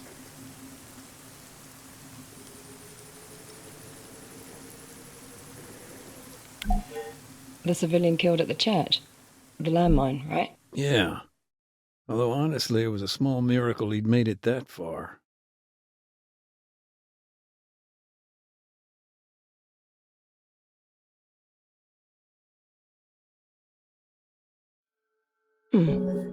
Tell me more about Marcos. Poor guy.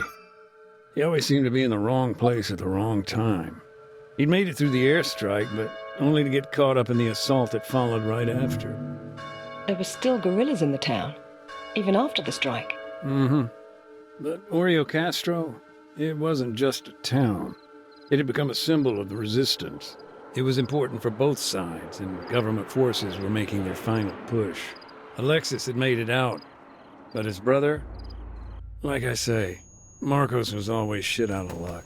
The guy had been waiting at his brother's place.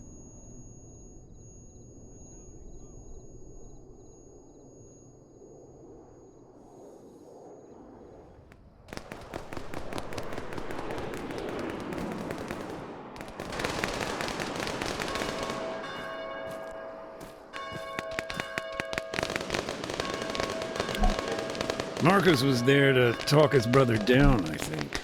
He was only interested in survival, and that meant getting the IDAP at the church. He remained non-combatant then? Protected by the Geneva Conventions, Article 51. But you gotta remember, right after the strike, it was total chaos.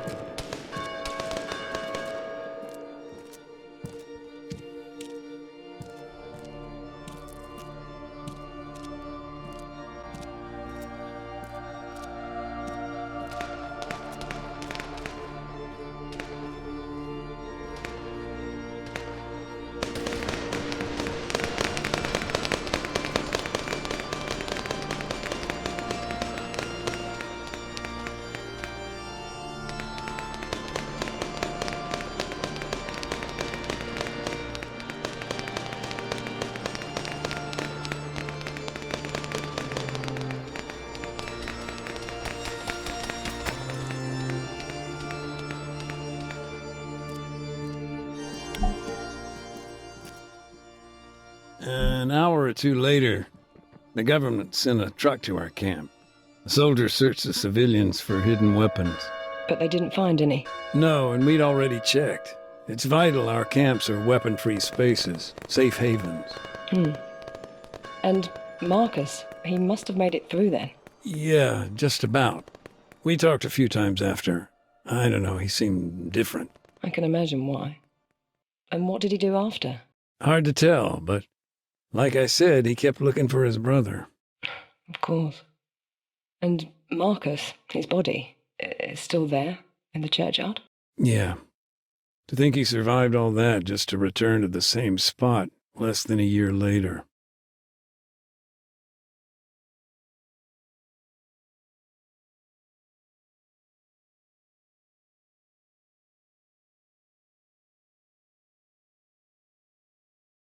Nathan, you said that Alexis had been a recruit in the Altis Armed Forces. Yeah, that's right. So, his decision to leave the army, to join the guerrillas, do you know how that came about? It's funny, I asked Marcos the same thing once. He just looked at me and shrugged. Later on, I heard their father had been killed in the Civil War, but I don't know. Whatever his reasons, Marcos seemed to have made peace with the fact he wouldn't change his brother's mind.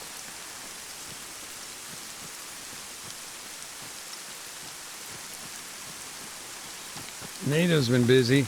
Even managed to clear out a few mines.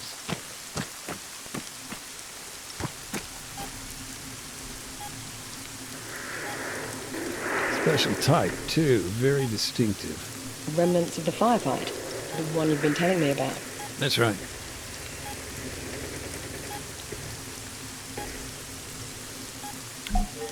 And Alexis, he'd been there. Yeah. As a matter of fact, I just met a guy claiming to have known him.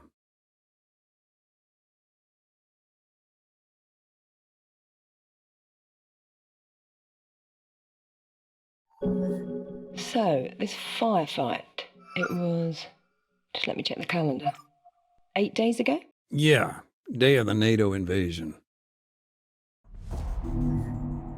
After the flashpoint on Stratus, there was chaos. Nobody seemed to know what to do. Finally, NATO got their act together, launched an assault on the Altis mainland. And CSAT?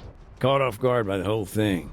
They were there to fight guerrillas, not start World War III. So when CSAT dropped their support, government forces panicked.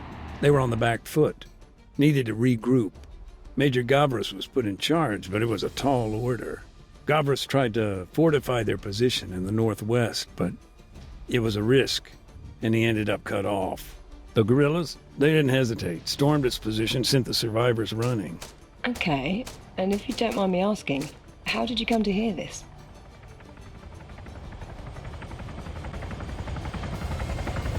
Kostas Dimitriou, a lieutenant, and the major's adjutant. Along with Gavras, the two of them were trying to make it to a helivac.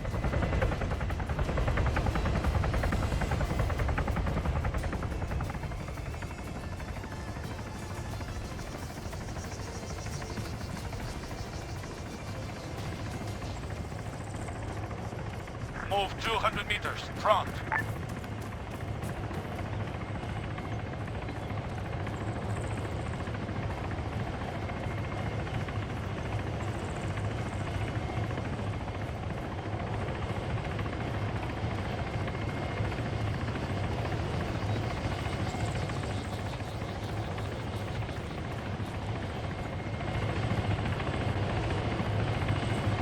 You say they were trying to make it. Mm-hmm. NATO took it out. How?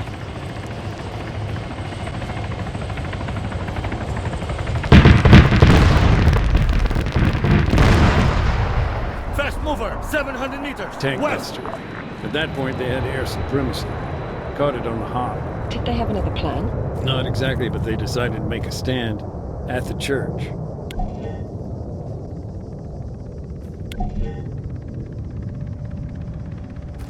Move 200 meters, front.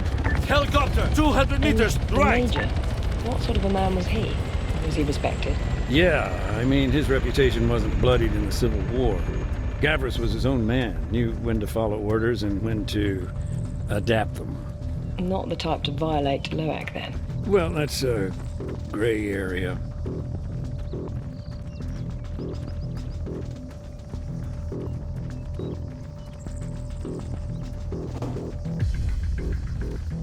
Helicopter, 400 meters, northwest.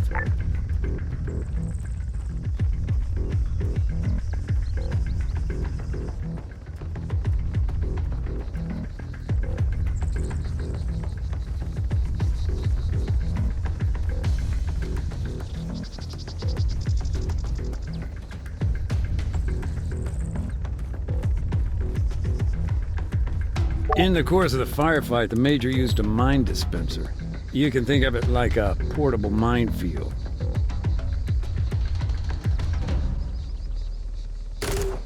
This thing throws 14 mines as much as 50 feet, spread out across a wide arc of fire in front of it. And they're designed to maim rather than kill. Yeah, but don't get me wrong. They can still be lethal.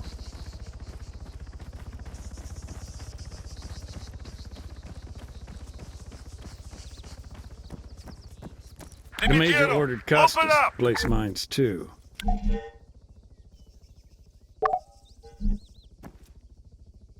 I guess it made sense for him to target the point of entry, choke points, you know.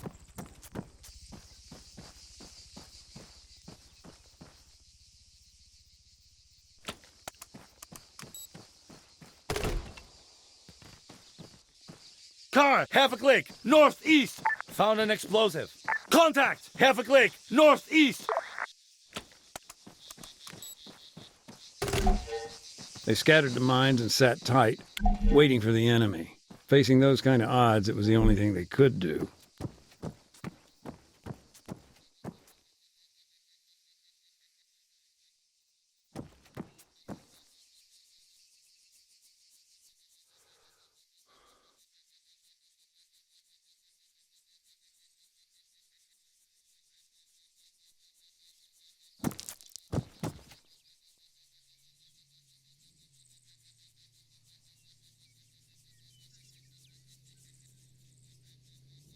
Clear.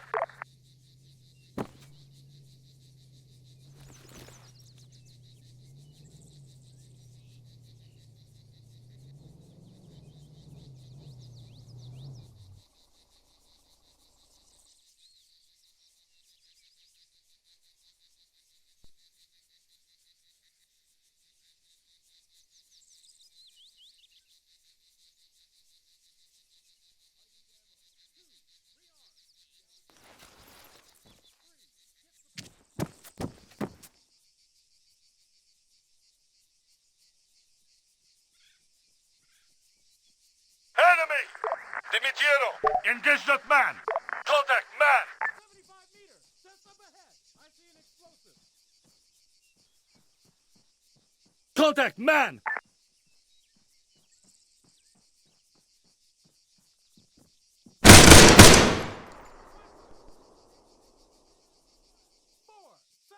Fire at that soldier! Just up ahead!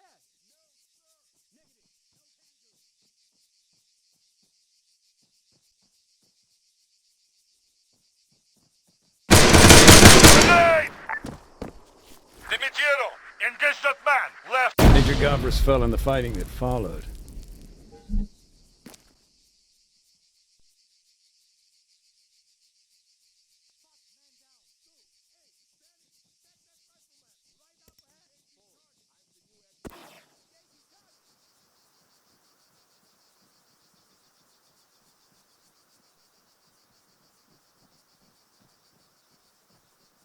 Contact rifleman! We lost one.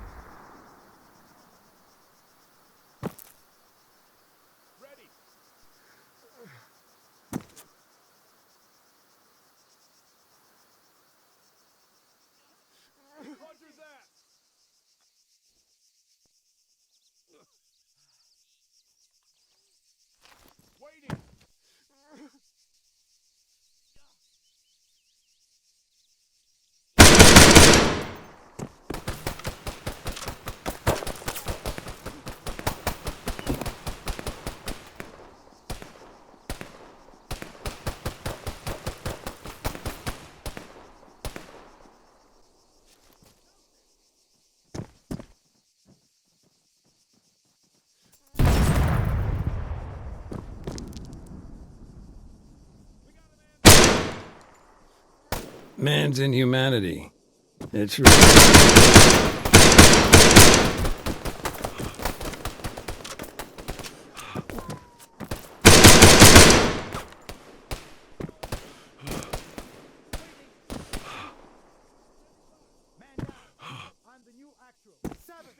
Finally, the message came. A second helo was inbound. They dispatched another. Major Gavris was important, worth the risk. And Alexis, he took part in the fighting.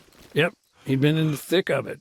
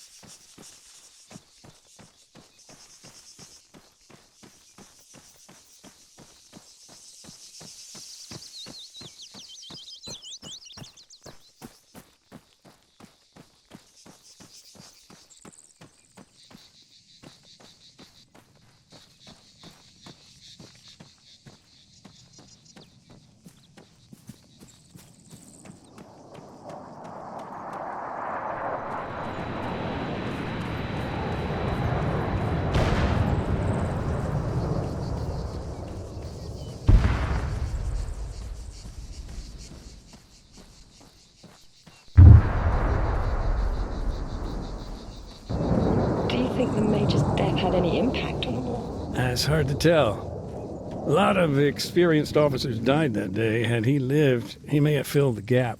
But let's face it, once CSET pulled out, the Altus armed forces were through. The whole thing was over as soon as it had begun. Despite the NATO invasion being a disaster? Sure.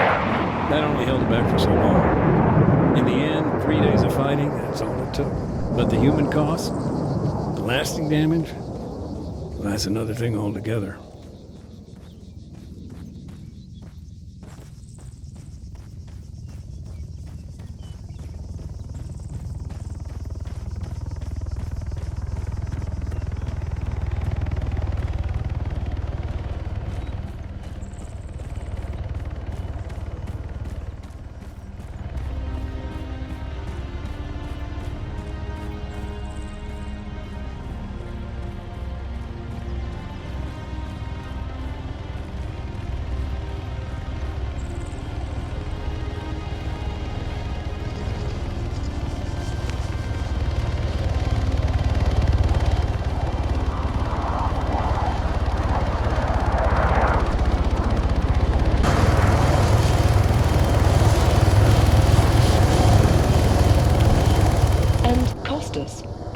paths cross? I'm still a little unclear.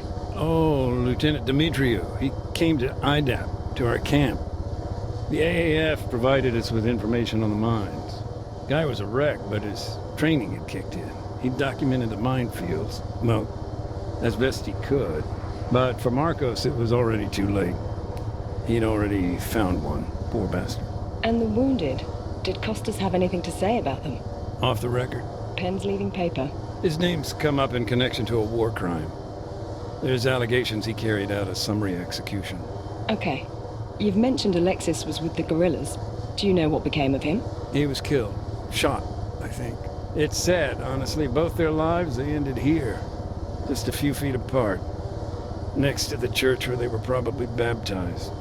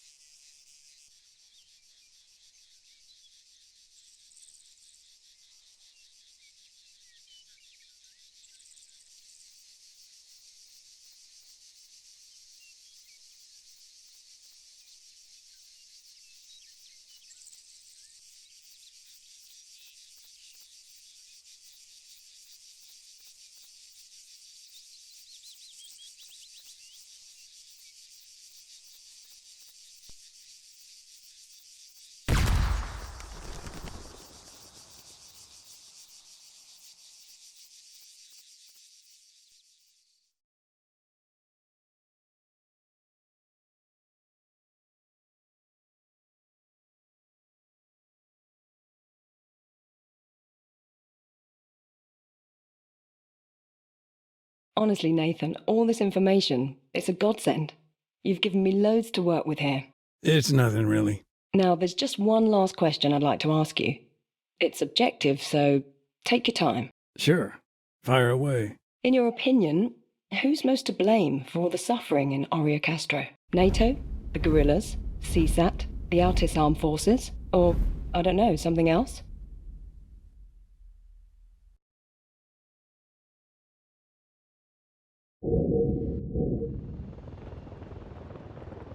Do you think the Major's death had any impact on the war, despite the NATO invasion being a disaster? Maybe. Certainly the government had become frustrated with NATO and vice versa. But the others... So, these leaflets, they were a warning to the town. Yeah, they confirmed the offensive. Or maybe they were just sick of all the extra paperwork. These leaflets, they were dropped maybe a day before the fighting began. Do you happen to remember it well? The airstrike, I mean. Yeah. October 13th. Cluster bomb. Town was shook up pretty bad. The army... They scattered the mines and sat tight, waiting for the enemy. Facing those kind of odds, it was the only thing they could do.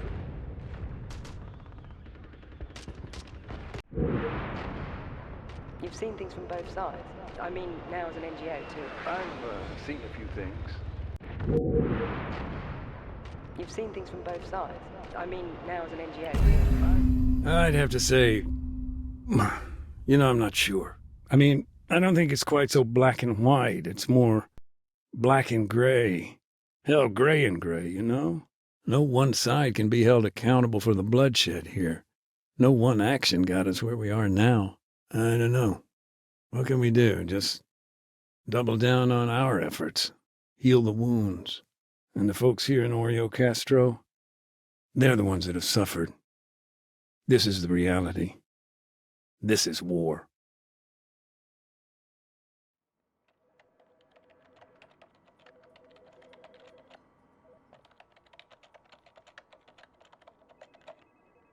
Go lead with the statistic, Kate. That's your hook. Okay. And using the mind as a metaphor now? Buried and forgotten thoughts? Sounds legit.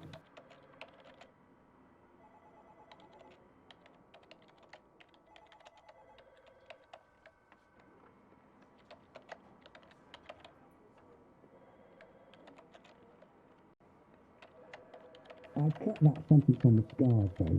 Sounds too anatomical. Show, don't tell, remember? Right. And here, US Marine Corps, not USMC? Marine Corps.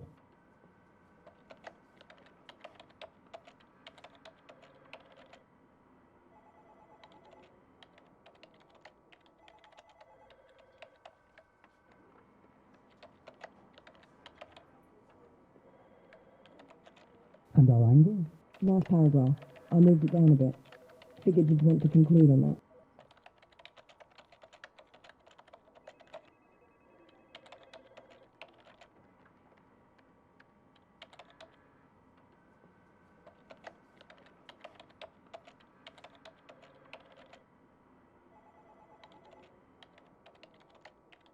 No sword of Damocles, please. Remember, we're creating a space, defining the boundaries. Let our readers fill the gaps.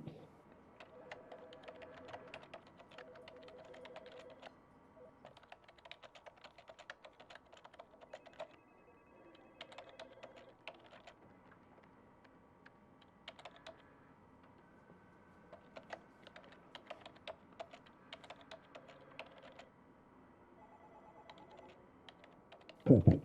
Think about the pull quotes. I'll be back in 10. Gotta tell Bartleby his story's spiked. Thanks, Carl.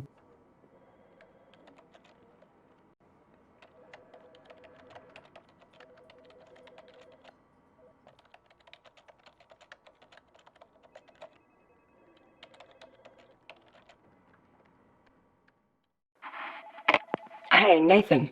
I have a link for you. It's to my article. Be gentle. It's a draft. My editor's running it by legal as we speak.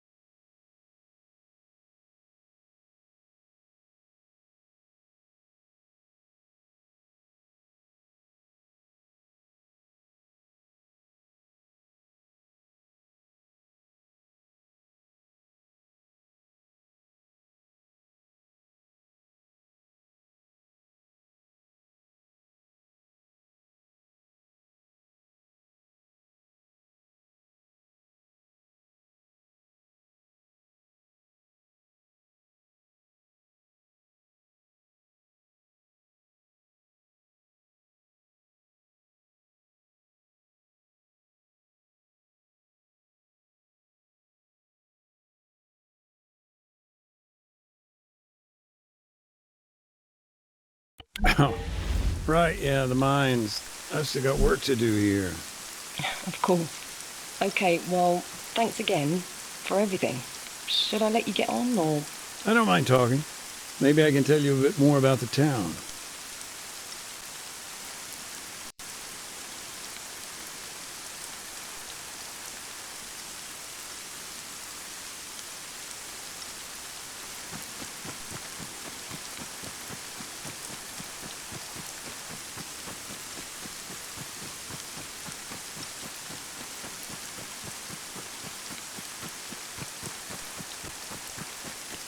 Mac, got a quick update for you. I'm listening, bud. Yeah, so NATO have bagged and tagged their dead. Jesus, Andy, anyone ever mention you got a way with words? Not really. Anywho, it's a half-assed job. Still a bunch of landmines around. Worth checking out? Yeah, thanks, Andy. I'll head up there shortly. See what I can do.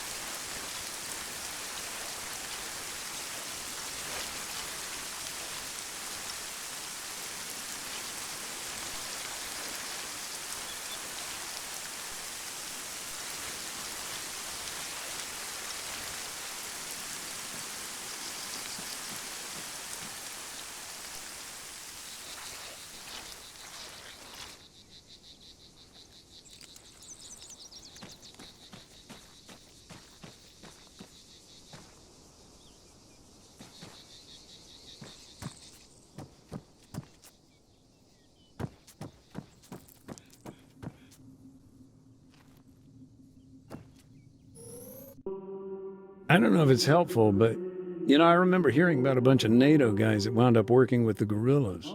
Really? Wait, you mean during the Altis invasion? No, that's the thing. Beforehand. Rumor has it they escaped Stratus, made it over here, and joined up with the locals. Thanks, yeah. I'll definitely do some digging.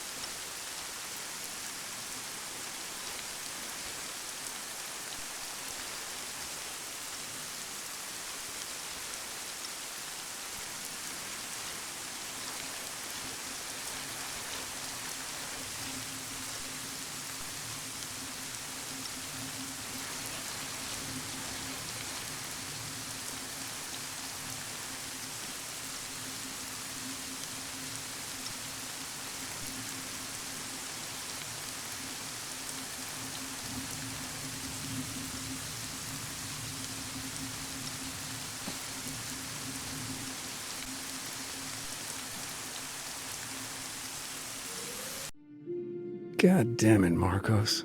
Kate, hi, just got a positive ID on our guy at the church. Then it's confirmed. It's definitely him. Yeah, it's Marcos. No doubt about it.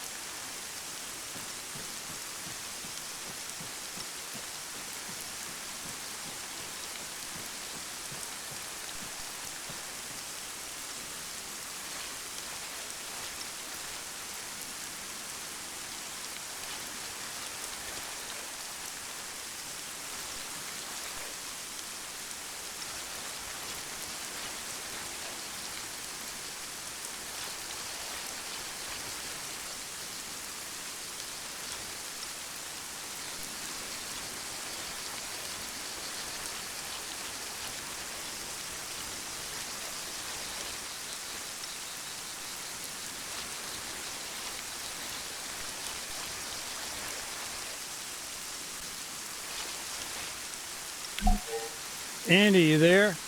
What? Yeah, I'm not sleeping. What's up? We done here?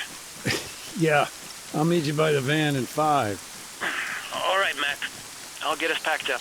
Only if it's not too much effort, Sleeping Beauty.